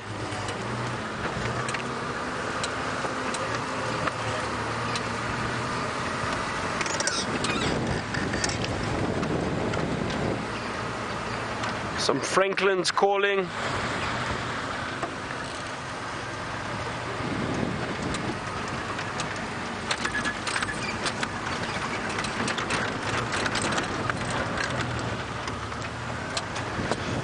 There's some beautiful big marulas around, and hopefully soon we're going to start getting some fruit, which will be great. I know for a fact I will be walking around picking up marulas and eating them while on game drive. Very rich in vitamin C and very tasty. A little bit sour, but very nice. There's another fruit we get out here called a sour plum. The sour plum is a beautiful red fruit about this size, but it is incredibly sour. It's the faces you pull when you bite into something so sour. It's very entertaining.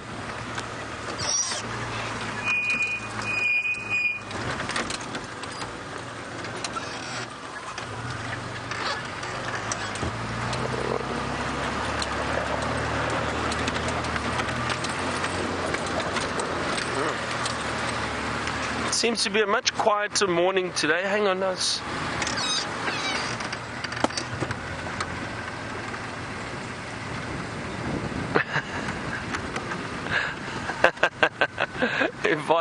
Yvonne all the way from Sweden, you say, I won the sandpiper dance. Thank you, Yvonne. You said there was a rhythm to mine, which is great. Thank you. I saw something flying up. I'm not too sure, everybody. It may have been an owl. I didn't see it very clear. I just caught a glimpse of something flying through this densely wooded area, this drainage line just off to our left. Just going to scan here quickly. It would be wonderful to see an owl, but as I said, I did not get a good view of it at all. But let's see, you never know. I mentioned it the other day. We were lucky in June while I was here. managed to find 3 or 4 different giant eagle owls, or Vervet's eagle owls. These beautiful big owls, the largest in this area, get to about that size, the giant eagle owl. And we saw a lot of them along this drainage line. We could hear them calling, and often we found them. But since I've been here, I've not seen one on this trip. So it's interesting. I'm not sure where they would have gone. Possibly down towards the rivers, maybe. But I'm not sure.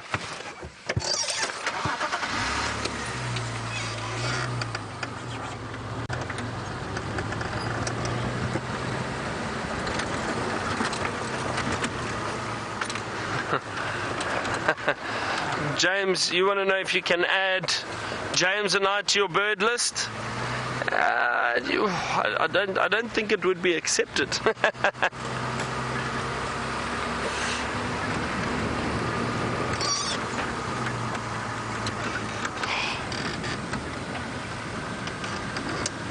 Some birds sitting at the top of the tree over there. What are those? Those grey go-away birds. All the glare, everybody. It's difficult, but they are grey go-away birds. And they do that wonderful grey, grey, grey. The grey go-away birds. I've been practicing some of my bird calls.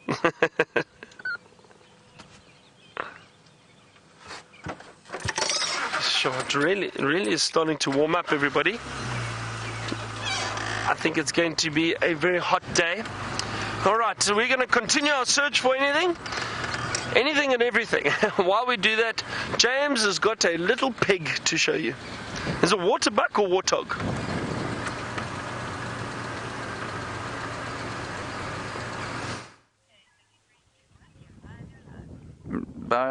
Brian, does that look like a pig to you? I didn't quite understand what was said. No, it doesn't look like a pig to me. I mean, I think that's a waterbuck. Yes. Wouldn't you say? Yes. Yes. As indicated by the fact that it's taller, yes. really, than a warthog. Other than that, they are imminently confusable, of course. One might also confuse it for a donkey. But it isn't a donkey, is it, Brian? No. No, because on a donkey, it would have longer ears. Yeah. Yes. And they don't have round rings on their butts. They don't have round rings on their buttocks. Good, well, I'm glad we've sorted that out. A waterbuck cow, everybody. And there were some impala here, but they've absconded, and in the background, yet another ground hornbill calling.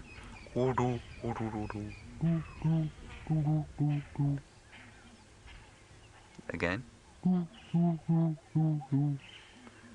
Brian, of course, is now going to create consternation amongst the ground hornbills of the area. Right, I think that we've eked what we can out of that waterbuck sighting. It's just its bottom now disappearing. So here's a question for you, everybody. Why is it, and I'm going to think about this myself because I don't know the answer, why is it that waterbuck, I suppose kudu, to a certain extent, are that greyish-brown colour, whereas impala and steenbok are that rich russet red? Surely there must be an optimum colour to be out here, and why isn't everything that optimum colour? Hashtags for live, questions at WildEarth.tv, terms and conditions apply, batteries not included.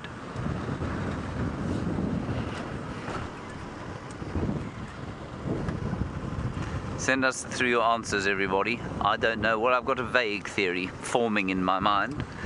But, I mean, you can form a theory about anything, really, Brian. So let's try and find out why it is that the waterbuck and the kudu are similarly coloured, and yet buffalo are black, wildebeest are black, steenbok are red, impala are red, giraffe are giraffe coloured, and what was the other one I was thinking of? Duiker are grey, much like those things. There's a kudu. You can see this. Oh, that's a horrible noise. Oh. There we have kudu, and you can see they're a similar color to the waterbuck, but they obviously have much shorter hair. Now for me, they and waterbuck have the ultimate color. They are perfectly hidden, especially in this kind of vegetation.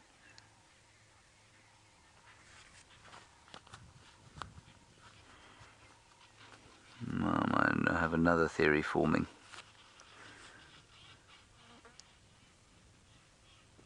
Anyway, that's the kudu, enjoying their new browse. They look pretty good. I don't think they've lost much condition. And the impala are looking pretty ropey, some of them. Now we're right on the corner of the southeastern corner of Djuma. That looks like the old M, doesn't it?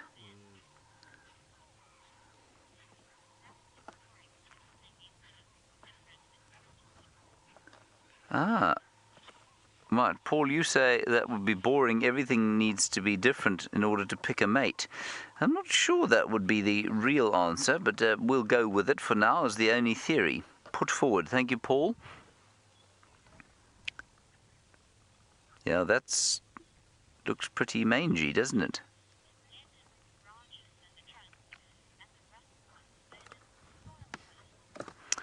Right, Dina, you reckon that the waterbuck and kudu blend in with the colours of the trunks of the trees and the branches, and that the russet-coloured ones blend in with the soil. I would believe you, Dina, if the russet ones here, if we had russet-coloured soil, which we do not. We've got very pale soil here, as we were chatting about earlier. So, Dina, I think you're right. First up, I think that if you want to stay camouflaged in dark or in the leafless bush, you want to be the color of a kudu or the color of a waterbuck. Now, my theory is as follows. Are you ready, Brian? I'm ready. No, except, well, okay, well, let's go with it. My theory is that kudu and waterbuck are big, and they feed, in the case of the kudu, in sort of thickish bush, in the case of the waterbuck, in ecotones where there are trees. So in the summertime, they're in leafy bush, it's easy for them to hide. In the wintertime, they're in kind of that, pretty much where they are now, in amongst grey and brown vegetation, so it's probably easier for them to hide there. I think the russet ones, like kudu and like impala and steenbok, tend to spend much more time out in the open. And because they're out in the open, trying to stay too camouflaged is quite difficult, and they therefore, they stay, that russet color apparently is quite camouflaged to colorblind animals against a green background. So I think it's probably got something to do with that. They don't really have the opportunity to hide behind things in the same way that the kudu and the waterbuck do, so they can't blend in. I think we're getting some way there. Why a buffalo and a wildebeest are black? Well, I don't know about that. Good. Brian, are you so fascinated by our discussion? Oh, fascinating. So fascinated. Good.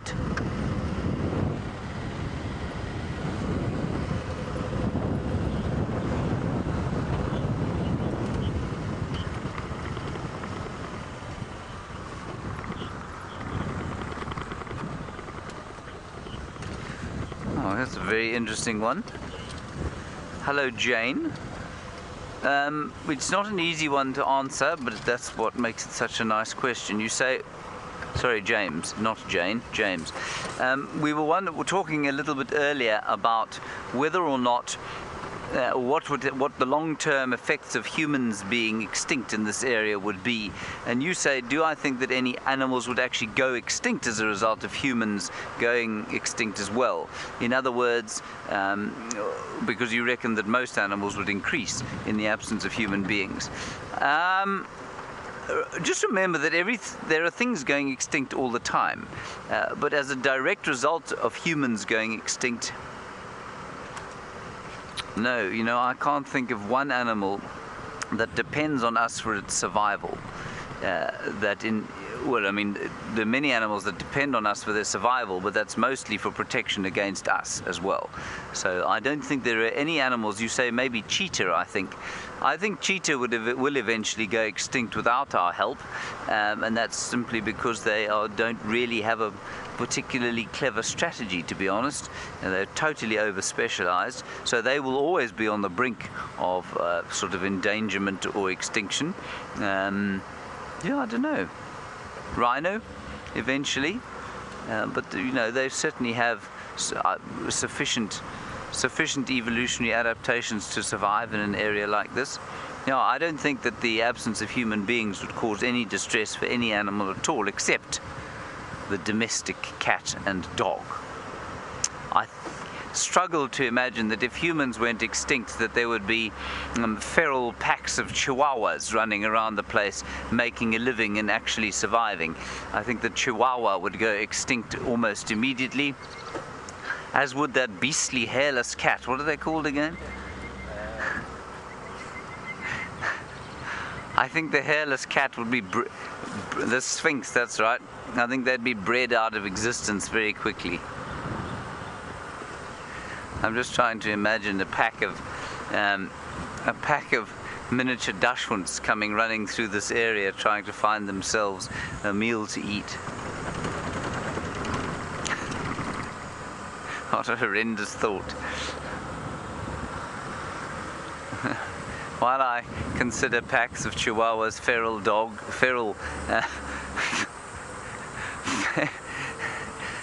miniature dachshund and feral Yorkshire Terriers coming through this area, let's head across to Byron and find out. I think he's heading towards some Karula tracks.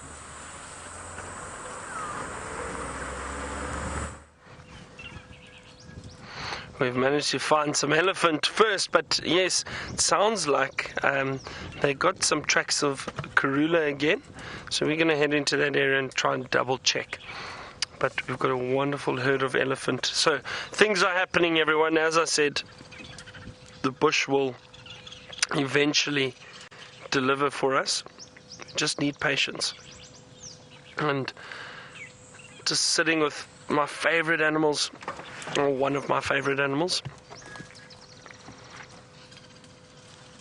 It's so wonderful to spend time with them and watch them feeding.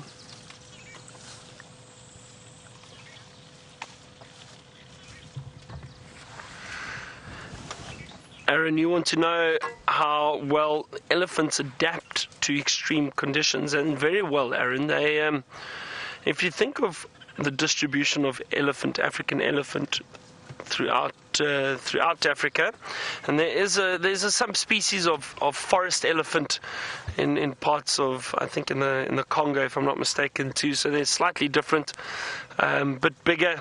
They're a bit smaller, but they're able to move through the dense forests, whereas the African elephant that's found throughout the rest of Africa, and they do adapt very well to different conditions and harsh conditions. We have the desert elephants up in Namibia. They move through areas where there's very little vegetation and very little water, but they have adapted to survive in those conditions. And even here, when we've had that serious drought, the animals, or these elephant rather, are still able to find food and water. They'll go and dig up little areas in dry riverbeds, and they'll get to water very, very quickly.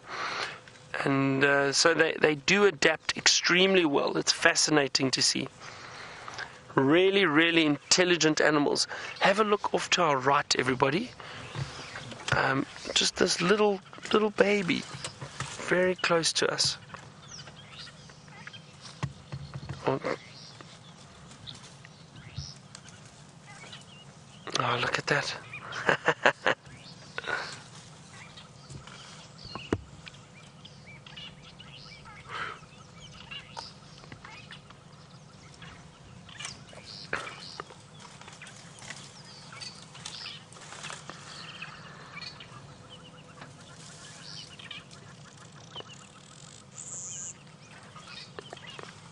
There's another one very close to us, just in front of the vehicle. Have a look at this right here.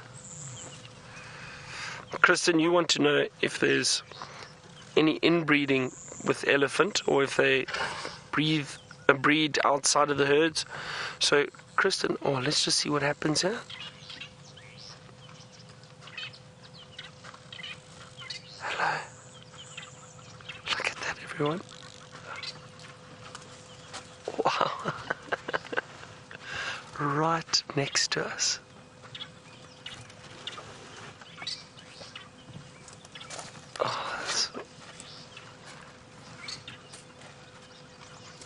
That is so special. That is amazing.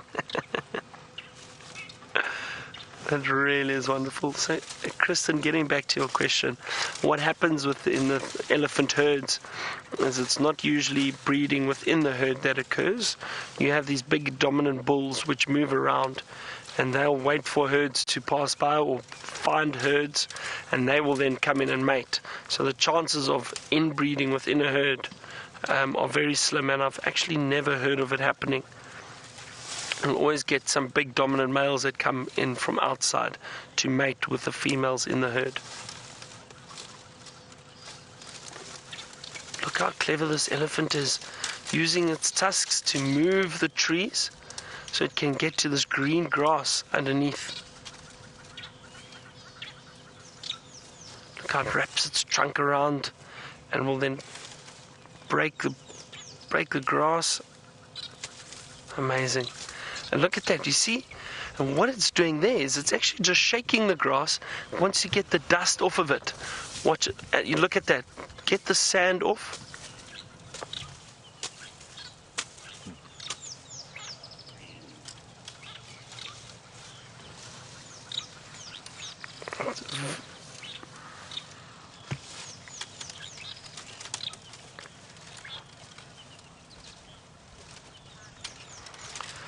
And little Kaya, you're 4 years old and you're watching for the first time with us.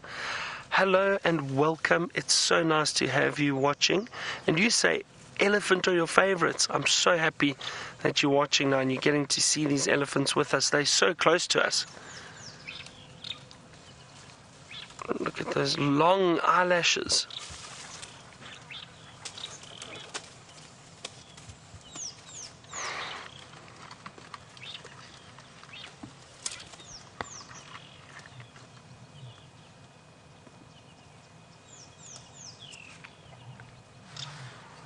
Oh, this is very special. Look at that.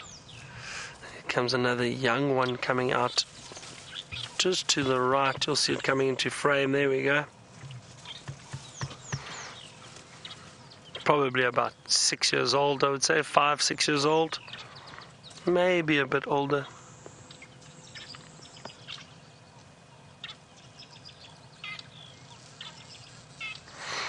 Alright, we're going to continue on our search for leopards. This elephant seems to be moving off.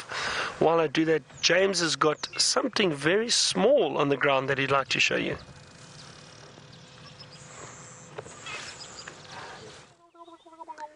Now life has exploded here on the ground, and we've managed to get off the car through the use of a very clever cable, and we're sitting on the ground here because there are a number of things I wanted to show you. The first is this baboon spider's web, and this baboon spider is clearly still at home inside, waiting to see if something doesn't come along and sort of walk over the top, get stuck. It'll come out and then bite it to death. Otherwise, what it'll do is climb out at some stage, probably during the evening, and then go hunting and return to this burrow later on. Isn't that lovely? I think that's amazing. There are ants everywhere. There are little plants coming up. And what I did find also here was a mantis. Here it is, Brian. Oh, my goodness. Now, this little mantis. Can you see my grassy pointer? It's a very cryptically colored mantis. It's a brilliant color. Can you see it at all? Can you see my pointer? Yeah, hang on. Sorry, everybody. This is very difficult. You got him? Yeah. There he is. He's now looking at the pointer and boxing it. The boxing mantis. Remember, we had a boxing mantis once before. So cool. Anyway, those little mantises and things, he'll probably, I guarantee you, he's eating ants. They're predatory, so he's probably waiting there carefully to see if he can't catch some ants. There'll be lots of mantises disguised all over the place. There are ants, there are termites, there are dung beetles. As you know, there are cicadas coming out of the ground as a result of the rain that we've had. And it's just wonderful to see the life exploding from the earth. Then, one of the other things that has exploded from the earth, well, I wouldn't say explode. Explode implies some kind of speed, is this thing here. And I showed you the leaf of it the other day. And this is Hibiscus cannabinus, and in it is a beetle. Look at that beetle. Look. How cool is that? Can you see the beetle, Brian? Yeah. Look what kind of beetle it is. But it's eating pollen, and clearly this is what pollinates the hibiscus plant, this very special beetle. I don't know what kind of beetle it is. I'm going to get in your way if I try and see it. Yeah, that's fascinating. Orange and black on the wings. Looks like the shape of a jewel beetle, but I don't think it is one. And its face is now covered in its breakfast. That's how my brother used to eat ice creams. In fact, he still does. Stunning. Isn't that cool? That really is rather amazing. Huh. So all of these hibiscuses will now start to pop up out the ground. We're waiting for the first lily. I have seen one lily, but it wasn't quite open yet, somewhere around Twin Dams. Anyway, we're going to continue on, and we'll head off probably towards Treehouse Dam and see what we can see there. But until then, are we going to link? Not yet. We're no. just waiting to find out. Yeah, we can link. Oh, we are going to link. Byron, I think, is probably still with Karula. We'll get back on the car and see you shortly. So we haven't quite seen the tracks just yet. We're heading into the area. We're not too far, but we've managed to find a beautiful group of zebra, everyone. So we are heading, we're not far from that area where they had tracks of Karula. So we'll try and give the other guide a hand. I think Aubrey's in the area. Let's see if we can find that beautiful female leopard. But in the meantime, we've got magnificent zebra.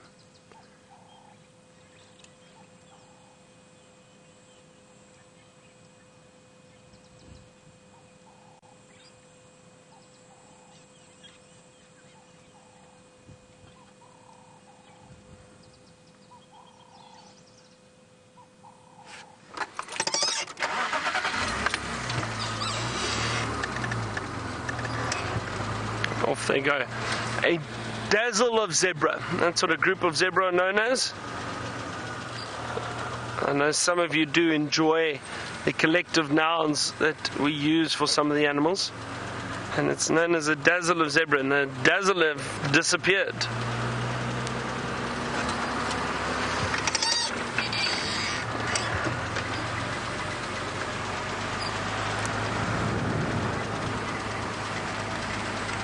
Let's see what else we can find. I wonder where Karula is hiding at the moment.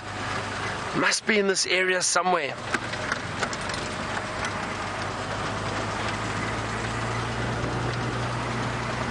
There's monkeys alarm falling somewhere around left or once. Again, check it out.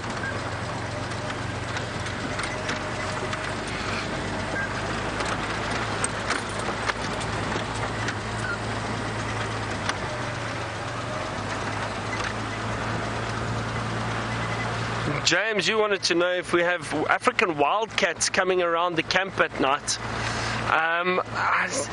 James, I haven't seen here.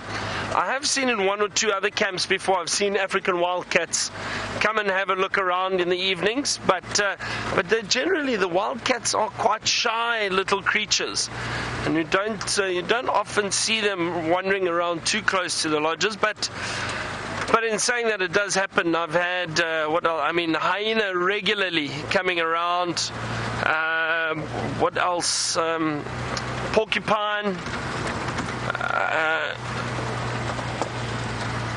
And what else? You know, little creatures, honey badgers perhaps.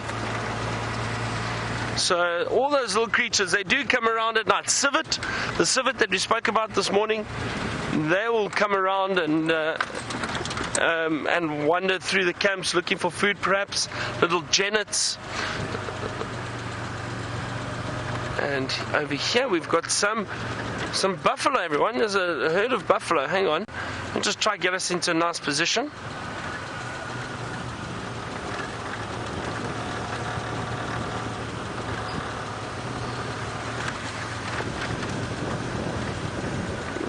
There we go. What about through there?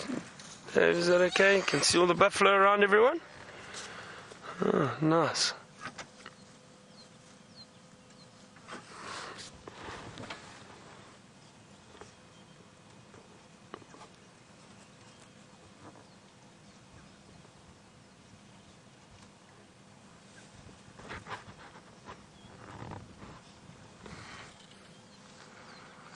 And we've been seeing a lot of buffalo tracks around, and I think there's 1 or 2 herds that keep moving through this area.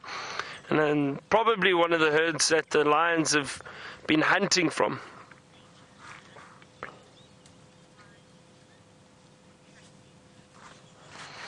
Tracy in New York, you wanted to know, are there any solutions that the animals use in nature to ward off flies or keep flies away? So Tracy, usually what happens is all these trees are... I think we've lost audio, everyone. I'm not sure if you... Are you good on my... Okay, so Dave can still hear me. Oh dear. Okay. So, Tracy, you want to know how the animals keep flies off of them. So a lot of the animals have got long tails, and they'll constantly flick their tails around and keep flies off them that way. Otherwise, some of the zebra, for example, the zebra have got a great technique. What they do is they stand head to tail, and while they're facing opposite directions, they'll flick their tails around, keep the flies away and that from their faces. Other animals will go and roll in mud and mud wallow and dust bathe. All of that also helps keep flies and ticks off of them. So there are different techniques, but those would probably be the most common and ones that we see happening on a regular basis. These animals go and roll around in the sand, in the dust, or they'll go and wallow in the mud or splash mud on themselves, and then also just the tails flicking constantly backwards and forwards, trying to chase the flies away.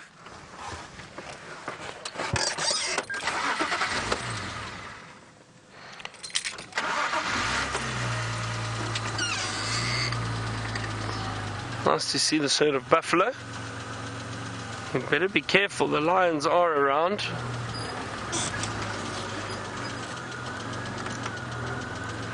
Now, this is an interesting little tree I'd like to show you. Just getting back to that question about the flies. Hang on, I'll just see if I can get...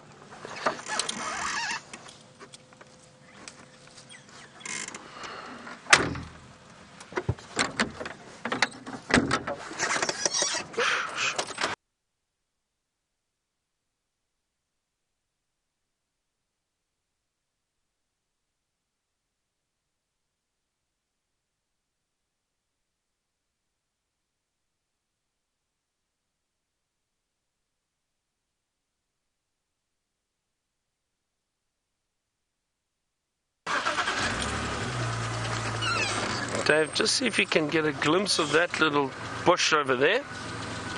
Let me just move a little bit more. How's that? This little one right next to us. Now, this is called an ivy grape, everyone, or Cissus cornifolia. And this ivy grape, there's a theory, it's got these leaves that are quite, they're folded actually, and if you have a look, you can see in my hand, look how they folded, but no. So now what I wanted to show you is you asked about flies and that. Now apparently if you take these Cissus cornifolia leaves or this ivy grape, these leaves, and it's got quite a pungent smell, everyone, and you break them and you rub them on your skin, apparently it keeps the flies away. I remember actually learning about this a while ago before I started guiding, and it has got quite a pungent smell, which is interesting. You wouldn't expect it to keep flies away, but apparently it does work. But I remember when we were training, and we found this little bush and I identified it, and I said to James, I said, you know, and apparently if you rub it on your face, it'll keep the flies away. And James smelt it, and he said, well, yes, I think that pungent smell will keep everything away, not just the flies. So I don't know if it really works, but I have seen people try it, and I've tried it a little bit, but at the moment there aren't any flies bothering us. So maybe I'll keep it just in case, and if we get some flies, I'll rub some on my face, and we'll see what happens. Let's carry on. We're going to leave the buffalo in search of Karula, and it would be lovely to find that female.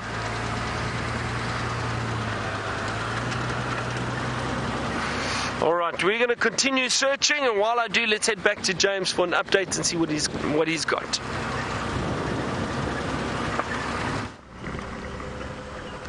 We have the most bizarre situation here, everybody. We came into this area because there are monkeys going ballistic. There's one up there, we'll show you.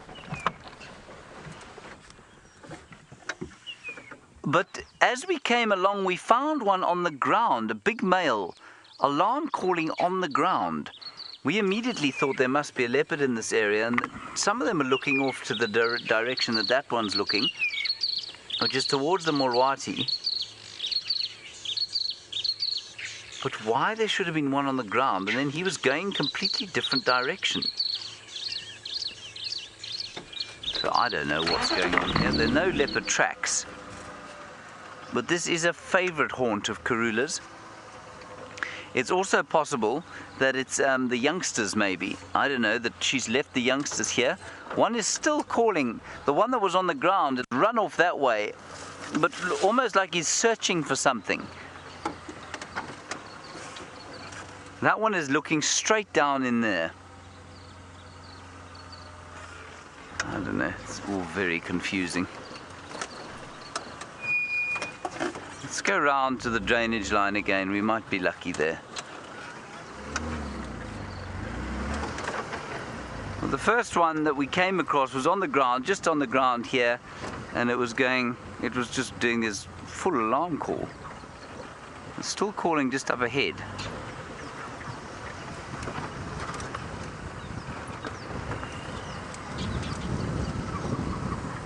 And it's going crazy around here, actually.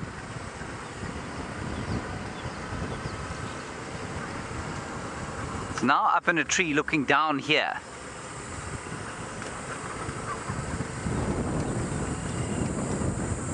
I'm not going to try and show it to you. I'm just going to move a little bit in case you know, whatever it is I think is moving.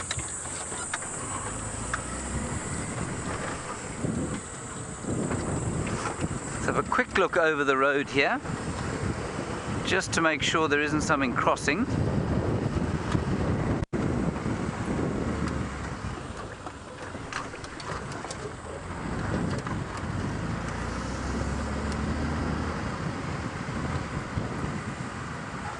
It's up in those tall trees there. I'll scan the ground here. This is round about where Karula left the youngsters.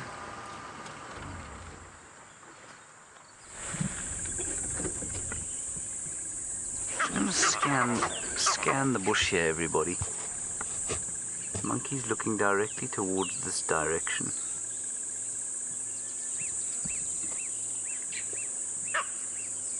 This is very strange.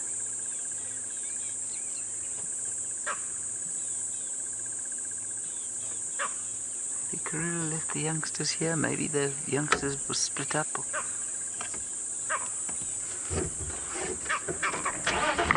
Maybe Tingana's come back. Maybe there's a snake that's eaten a little one already. And that monkey is very, very cross. Not happy at all. Let's go back towards it. I mean, there really is nothing obvious going on here, though.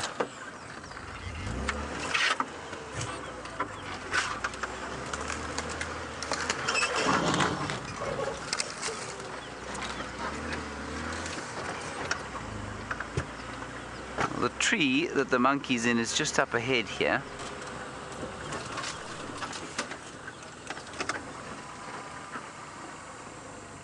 There. See there? Brian, up in that, the second tree there. Aubrey's just calling on the radio. Go ahead, Orbs.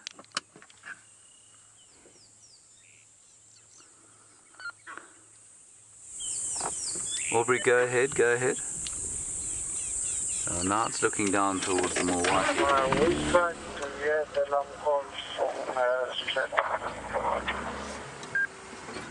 Orbs, I've got them here pretty much just to the north of the junction with Leadwood Road. They're looking down towards the Mulwati, but they're calling from 2 or 3 different places.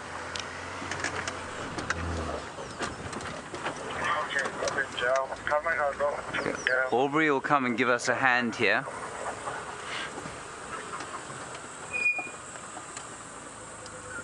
I don't know. I mean, they are not happy, these things.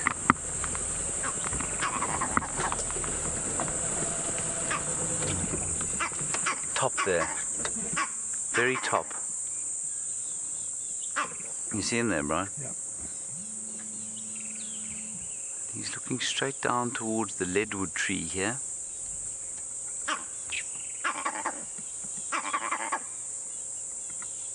That's the one we saw on the ground, everyone. He was making that noise right next to us. Of course, the longer we wait, the less chance there is that we'll see. Yeah, I think we need to go and head towards the junction of the Umluamati. They do have excellent eyes. As Brian and I discovered once when we were out here, and they started calling roughly the same place. We found quarantine, what, Brian, 400 meters from where they were calling? Yeah. And it wasn't like he was moving. He was completely static on a termite mound, but they'd spotted him from a huge distance away.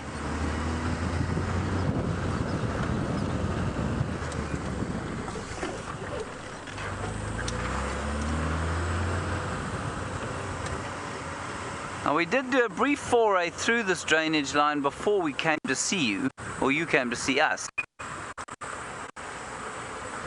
I mean, it could be as far away as Twin Dams, you know. They won't be able to see into the drainage.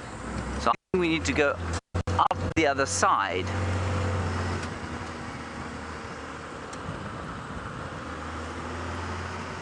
This is where we found Karula and cubs the other day, thanks to the guinea fowl that was shouting at them.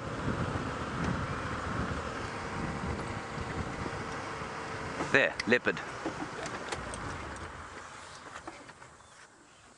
Jason, you say, could an eagle snatch a monkey? Yes, indeed.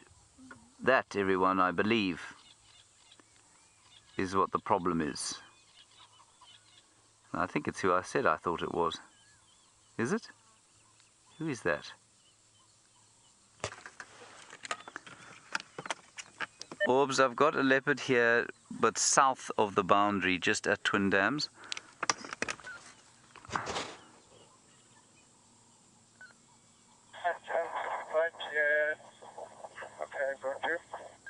Yeah, it looks like Karula. Would you agree, Brian?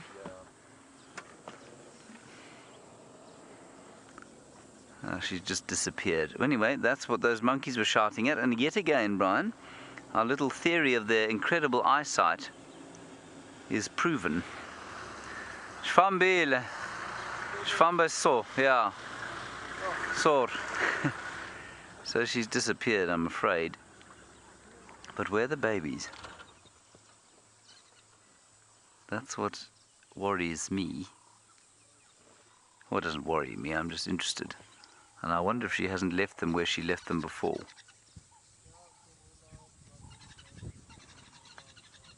Oh, what a pity. I can still see her. They're still calling, those monkeys. Anyway, at least we saw a leopard. That was very nice. We'll carry on along here and see if she doesn't pop out. I don't think she's going to pop out here. Look, you know what? She may well have taken the cubs in there, and maybe she's killed, and maybe, you know what? I think that's probably exactly what's happened. I wonder if she hasn't killed up here, and maybe she's going to fetch the cubs. So that's a good prospect for this afternoon. How cool is that? That's really nice. I know it wasn't the best sighting in the world, but we had a very nice view of her, and it's always nice to find a leopard like that after doing a little bit of intuitive guesswork. And it saves the cat stream. And it saves the cat stream, yes. But we did have the, I suppose we did have the lions this morning, yes. Marvellous. Yes. Great success, as Borat would say. Right, we'll head towards Treehouse Dam now. She's gone down in there, and I suspect it's to fetch the cubs.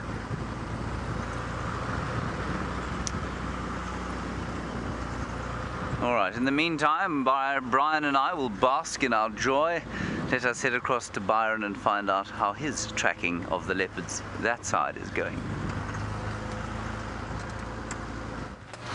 Wow, that's amazing, James. Well done. I'm so glad you got to see a leopard, even though it was a brief glimpse. That is incredible. That really is great. We've seen the tracks of Karula, and I'm not sure if that was a leopard that you saw. I don't know. I don't think so. I mean, because just judging by where we've got tracks of this female now, I think she's possibly still in this block somewhere. So we're having a good look, but it's very, very thick. I heard some impala alarm calling briefly, but we went to have a look and we found the impala. They stopped. It wasn't serious alarm calls, and I think perhaps what was happening is the males occasionally do that, so they keep the females close to them. But no sign of anything, unfortunately. Not yet, anyway.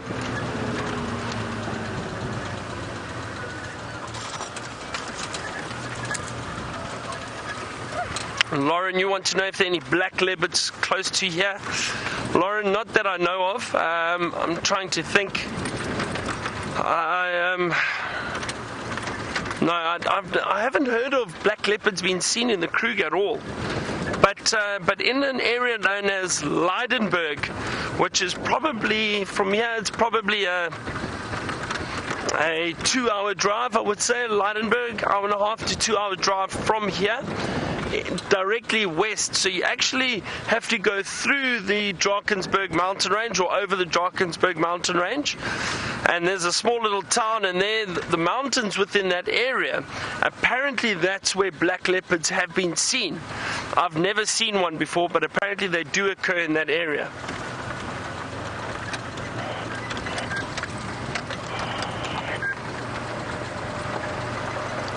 Trying to listen to see. There are 1 or 2 other vehicles in this area, so if they get any sign of a leopard, they'll let us know. But we have not seen anything yet.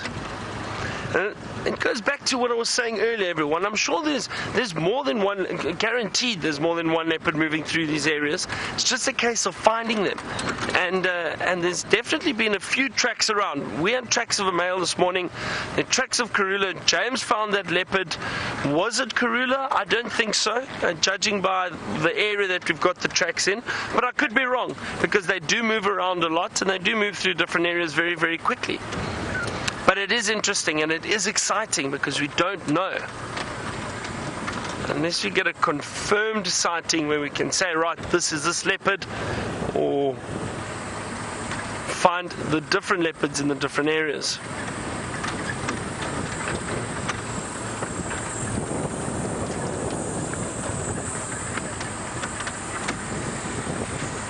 Having a close look around this area on the edge of the thicket line, very close to drainage, and it would be ideal for leopards to move through and to hide. So who knows? There goes a water buck just running in front of us.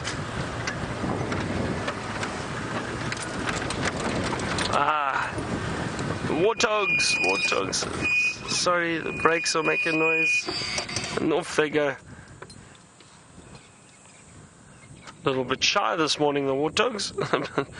And they move very, very quickly. Oh.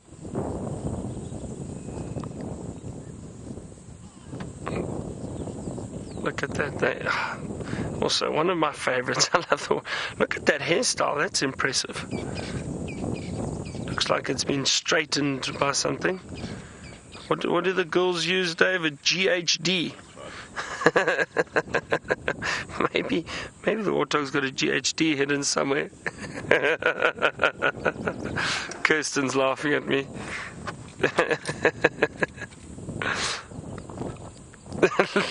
Look at that. That is a fantastic hairstyle blowing in the wind.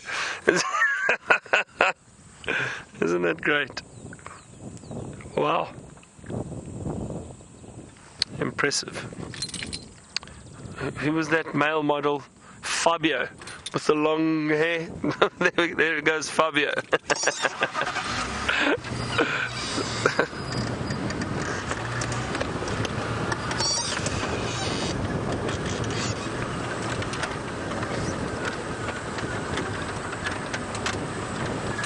Kirsten is giving me a fact, but I'd hate to admit it, but I actually knew this.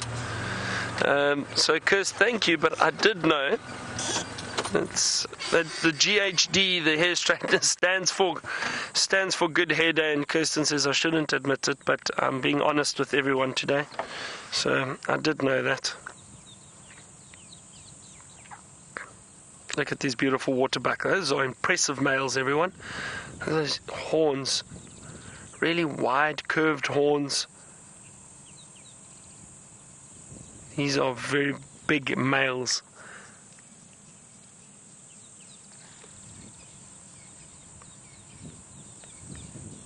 Also just stopping and listening. You know, James found that leopard purely because the monkeys were alarm calling in that area, which alerted him as to where to go and look. And we often, 80% of the time we rely on alarm calls to find animals. And I'm just listening just to hear if anything does give an alarm call, then might help us find a predator. If there is one in the area, again, I'm not sure. But we'll see. There's that beautiful white ring around the rump.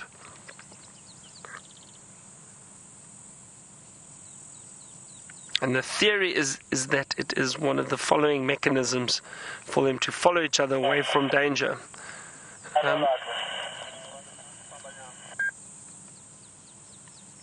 Wow, it really is warming up already, everyone. And it's about 25 to 8 in the morning here, and it really feels like we're pushing for 28 or 30 degrees Celsius, which is probably around, 80 Fahrenheit, maybe a bit more. 85 Fahrenheit.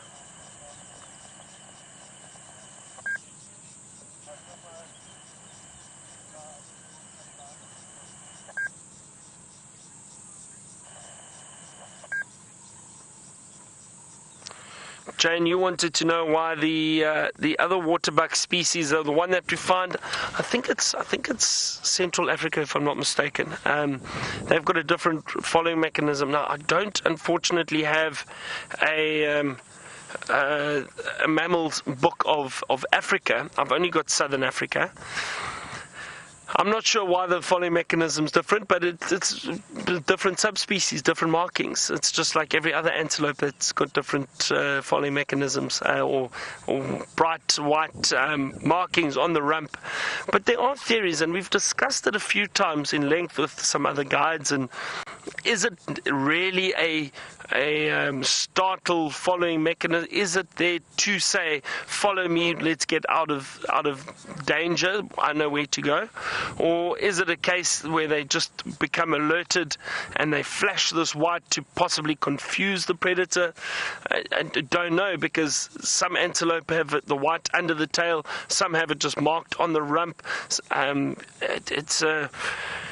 they are all theories, and I say that because nothing's actually been scientifically proven, and it's interesting because then we get to have these conversations and we get to try and work out why are these markings there.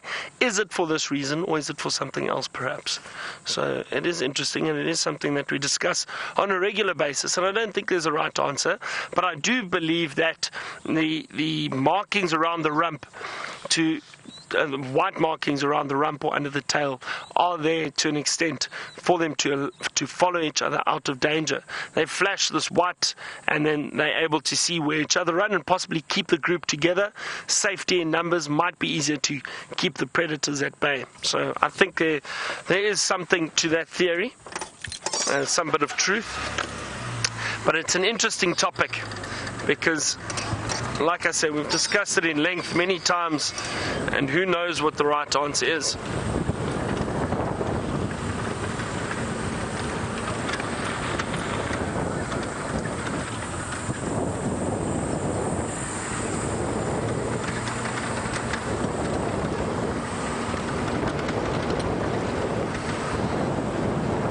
Nice to see those big waterbuck, and the warthogs are still running off in front of us.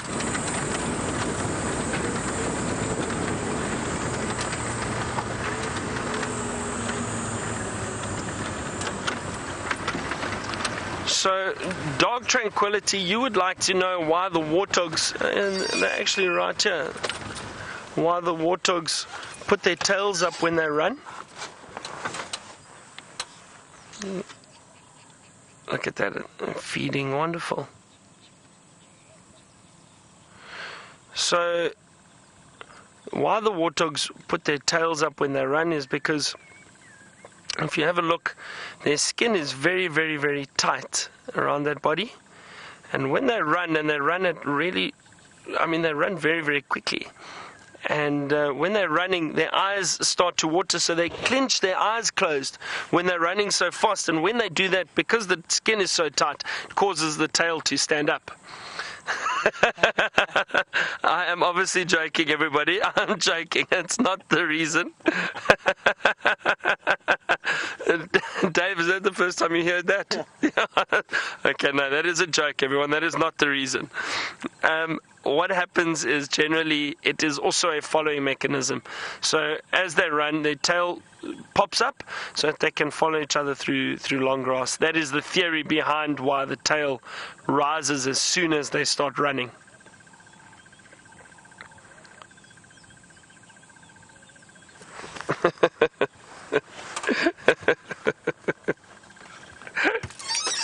So not because their skin is tight, no, but it is apparently a following mechanism. So as they run, the tails extend up, and then they can see the little black tufts, and they can follow each other through the long grass.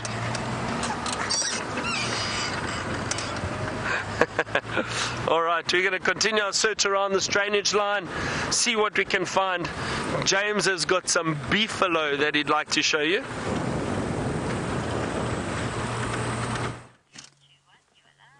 There they are, over there, everybody. Can you see? Yes, very good, Brian. That was an interesting link, wasn't it? It was. Fascinating. We have another small herd of emaciated buffalo coming loping across the road at a very slow speed. Oh, good morning. That's a bull, and then off to the right-hand side, there's a cow. She's also walking very slowly, trying to get to the water. In need of some kind of sustenance. Hello. I am astounded at how badly the buffalo are doing. And this is post that first rain, you know. This is a long-term effect they're feeling. It is why they are being smashed to smithereens by the lions. They are weak.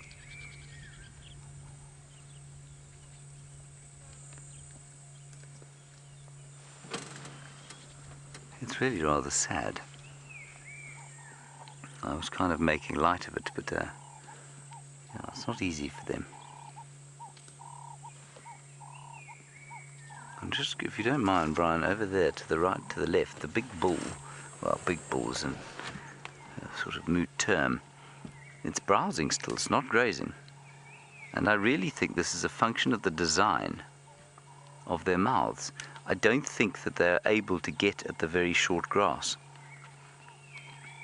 And I think that means that although there is a green flush everywhere, this cow is very close to us, although there is a green flush of grass everywhere, I just don't think that it's, I don't think it's reachable, I don't think it's exploitable by the buffalo. Finding it really tough to try and find things to eat. And so they're browsing. Now that is not a scene you see every day. Buffalo are known to browse, but not, I mean, that's a combretum bush, it's full of tannin. And so while there will be nutrition for the buffalo to eat, there's a lot of toxin there that it's not specifically designed to cope with. They're designed to cope with long grass, which they crop with their tongues. They wrap their tongues around it and then pull. Very difficult for them to take the short grass off the ground.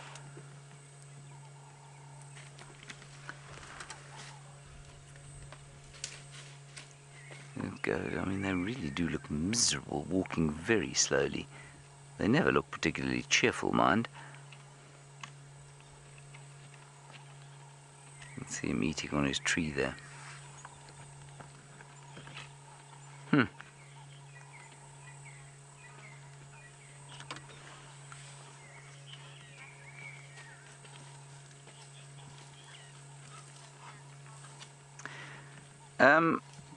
A very, very nice question from Mr. Fuzzman Sparkles today. Fuzzman Sparkles, you say, do I think that the animals out here, in other words, the prey animals, the herbivores, will ever start to associate vehicles with cats? And my answer to you is, I suppose they would. If we only ever spent time with cats, then yes, I think they would. They would make that association. And if they were constantly killed around the vehicles, in other words, if, you know, every time they were killed there was a vehicle nearby, I absolutely think that they would make that association. But I think that we are not with the cats all the time, A, and B, I'm just listening to the radio quickly. There he is, just an update on Karula, who is still south. And so I just, yeah, you know, I think we spend enough time with them not around cats for them not to associate us with cats. Very good question. I certainly think they have the capability, though, of working something like that out. All right, on we go.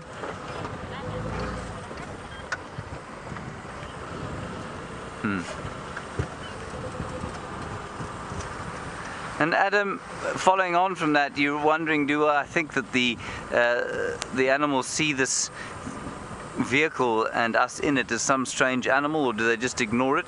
They don't just ignore it all the time. They have to get used to it. They have to get acclimatized to it. So they don't ignore us completely. I do think that they think it's some strange benign animal that doesn't do any harm but is potentially dangerous, which is why they're a little bit wary, and then slowly they learn that it isn't dangerous at all and they don't worry about it anymore. But what is, of course, the most interesting thing is that you can drive around here on an open vehicle. I mean, Brian is pretty exposed at the back there. And we could never get anything like this close to the animals on foot. They would be totally terrified of us, and they would either react aggressively or react by running away.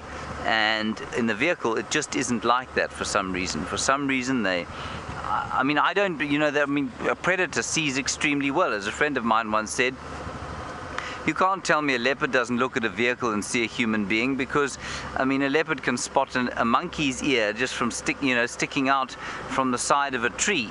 There's no ways that it doesn't see our faces on the vehicle here. But it's just because it's so unfamiliar to them. There's no genetic memory or physical memory of a human being being a danger in this kind of context. And so they just don't worry about us, which I think is fascinating. I was hearing a story the other day, however. Steph told me a story about a leopard who managed to hurt or injure 15 people. They were on the back of a car. It had been harassed, but it knew exactly what to attack when it decided that it wanted to attack. On that note, let's head across to Byron. He's back with the Nkuhuma Pride.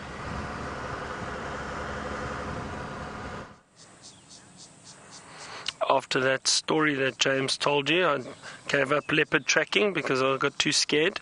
So we've come to the lions. The lions have moved down into the shade, everyone. And it's so nice to see all of them again, all the little cubs. No, so unfortunately, no further sign of any leopards around. It's getting quite hot, so I think chances of finding a leopard moving around now are quite slim. But you never know, there could still be something that pops up. Oh, look at those cubs cleaning themselves, enjoying the shade. Looks like that one's, looks almost like it's got its paws interlinked.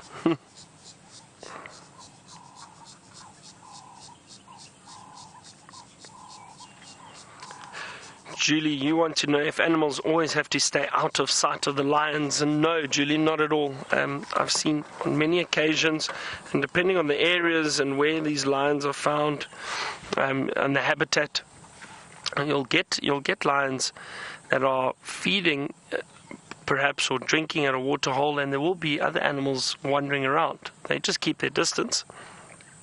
But as long as they can see the lions and make sure that the lions don't have an element of surprise with them, then they'll be fine. And so a lot of the time I've seen lions lying down sleeping, there'll be other animals around. There was a giraffe around earlier that I saw not too far from here, so not too far from the lions, but that giraffe's eyesight is very good and possibly would have seen the lions already.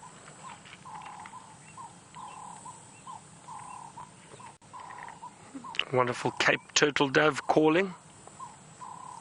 Work harder, work harder. Oh, that's lovely. Look at the pride. Very relaxed, enjoying that cool sand. And it's so interesting, everyone. We found these lions now. We've been so fortunate. We've found them every day. I think we're almost on day 60, 59, or somewhere around there of big cats, which is incredible. But now these lions, the last week or so, we've had some overcast, cool mornings, and we've had some really hot mornings like this morning. And we've seen how the behavior changes. So we've seen these lions lying out in the open, completely in the open at 9 o'clock in the morning because there's no sun and it's not too warm. But now, much, much earlier, and these lions have been down here for a while, probably an hour already, because it has become so hot and so warm already. So they prefer to move down into the shade, into this drainage line, which is a really, really nice area for them, and they'll rest here during the course of the day, and then eventually move on a little bit later, possibly try and hunt again tonight. But we know that these lions have been feeding on buffalo just about every day. They've been very successful.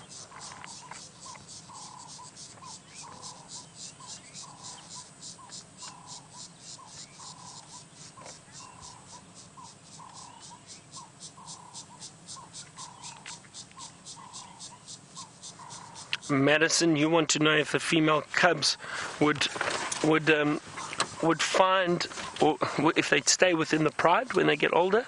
They will definitely stay within the pride, Madison. The female cubs stay within the pride, and that just increases the size of the pride. It's highly unlikely that they would move off and go and find another pride that they join.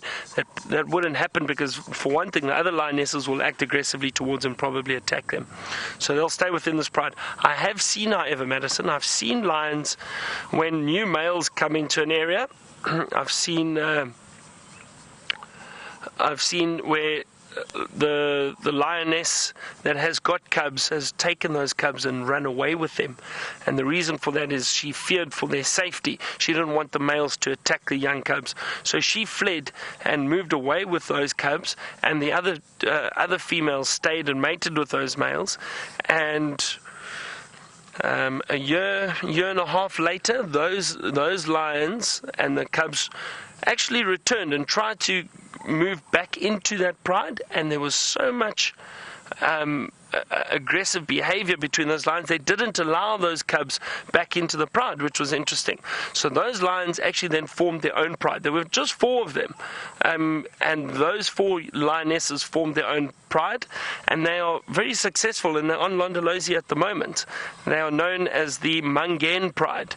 Those of you who do follow the lions within the Sabi Sands, that Mungen pride was actually part of the Salala pride, and those 4 females, young females with the oldest adult female, they ran away and moved to the west and eventually set up a territory of their own, and they now have their own cubs. Those 4 females, they've done very, very well.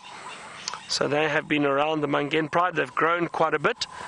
But that happened in 2010, which is very interesting. So it can happen that they'll split off and possibly or form their own pride or start their own pride, but chances of them going and joining another pride are highly, highly unlikely, especially females.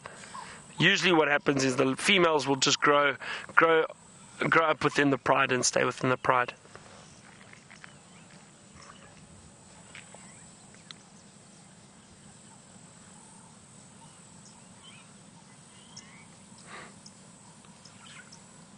A beautiful orange-breasted bush shrike calling at the moment.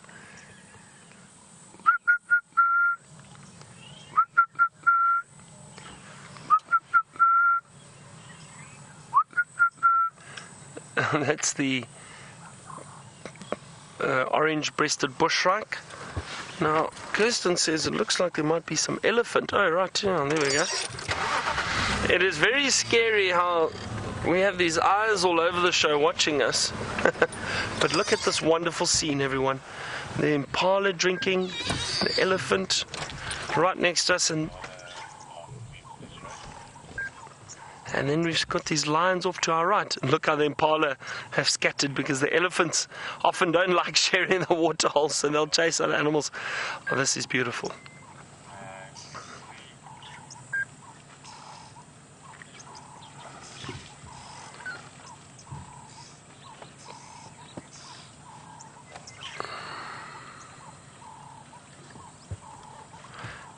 And it's interesting to see how these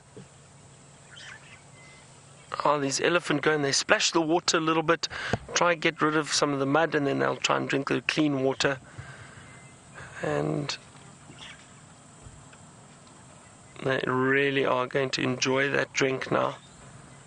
They'll probably drink on a hot day like today. They'll probably drink a few times a day, not just once. This may be the first drink of the day.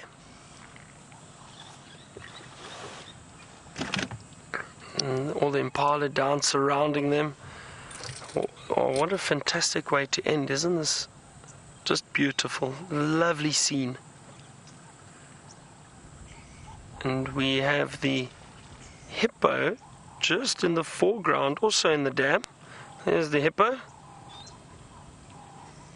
He's watching the elephant.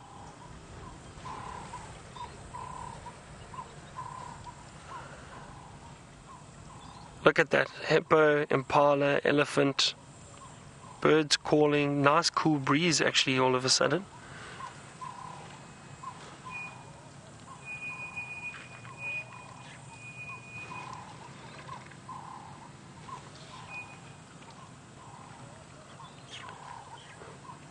I'm going to move forward slightly, just quickly, because James is trying to sneak up behind me, but he's doing so quite loudly. So let's make space for James so he can perhaps enjoy the sighting with us.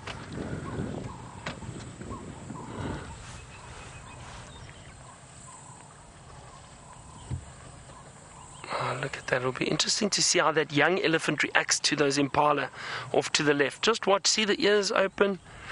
And these youngsters are, they're learning all the time. So watch, there we go. That little one, just a flick of the trunk. And chasing the impala, going, this is my waterhole.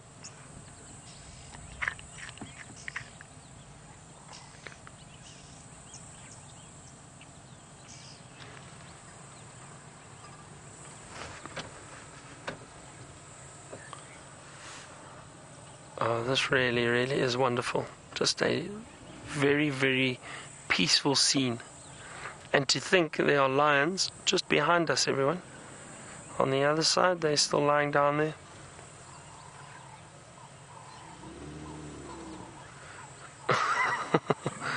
What is James doing?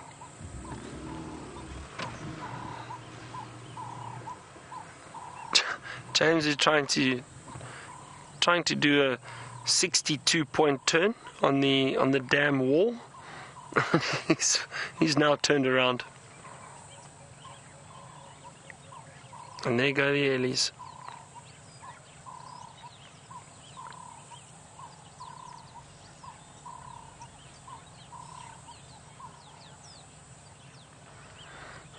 Alright, well, a lovely way to end the morning, everyone. No luck with the leopard, but that's how it goes sometimes. We'll try again this afternoon on our sunset safari. And a big thank you to all our viewers.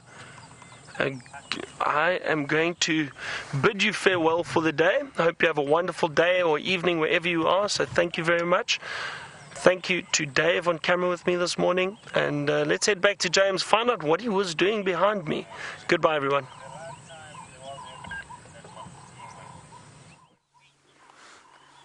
What I was looking for behind Byron, everybody, was my lens cap, which I have lost again. I lose it 8 times a day. But what I wanted to show you, we were asked about, remember earlier on we were chatting about the soil and the colour of the soil and the sodic soil. And this is an Acacia gerardii, or red thorn tree. And if you see them, you can be fairly sure that what you've got is sodic soil. You can see the pale soil here. And then for the last 2 minutes of our drive, I know Byron was looking at those elephants, but they've moved off towards the pan where there is some cleaner water for them. So let's go and have a look at them there. There they are, very comfortably drinking.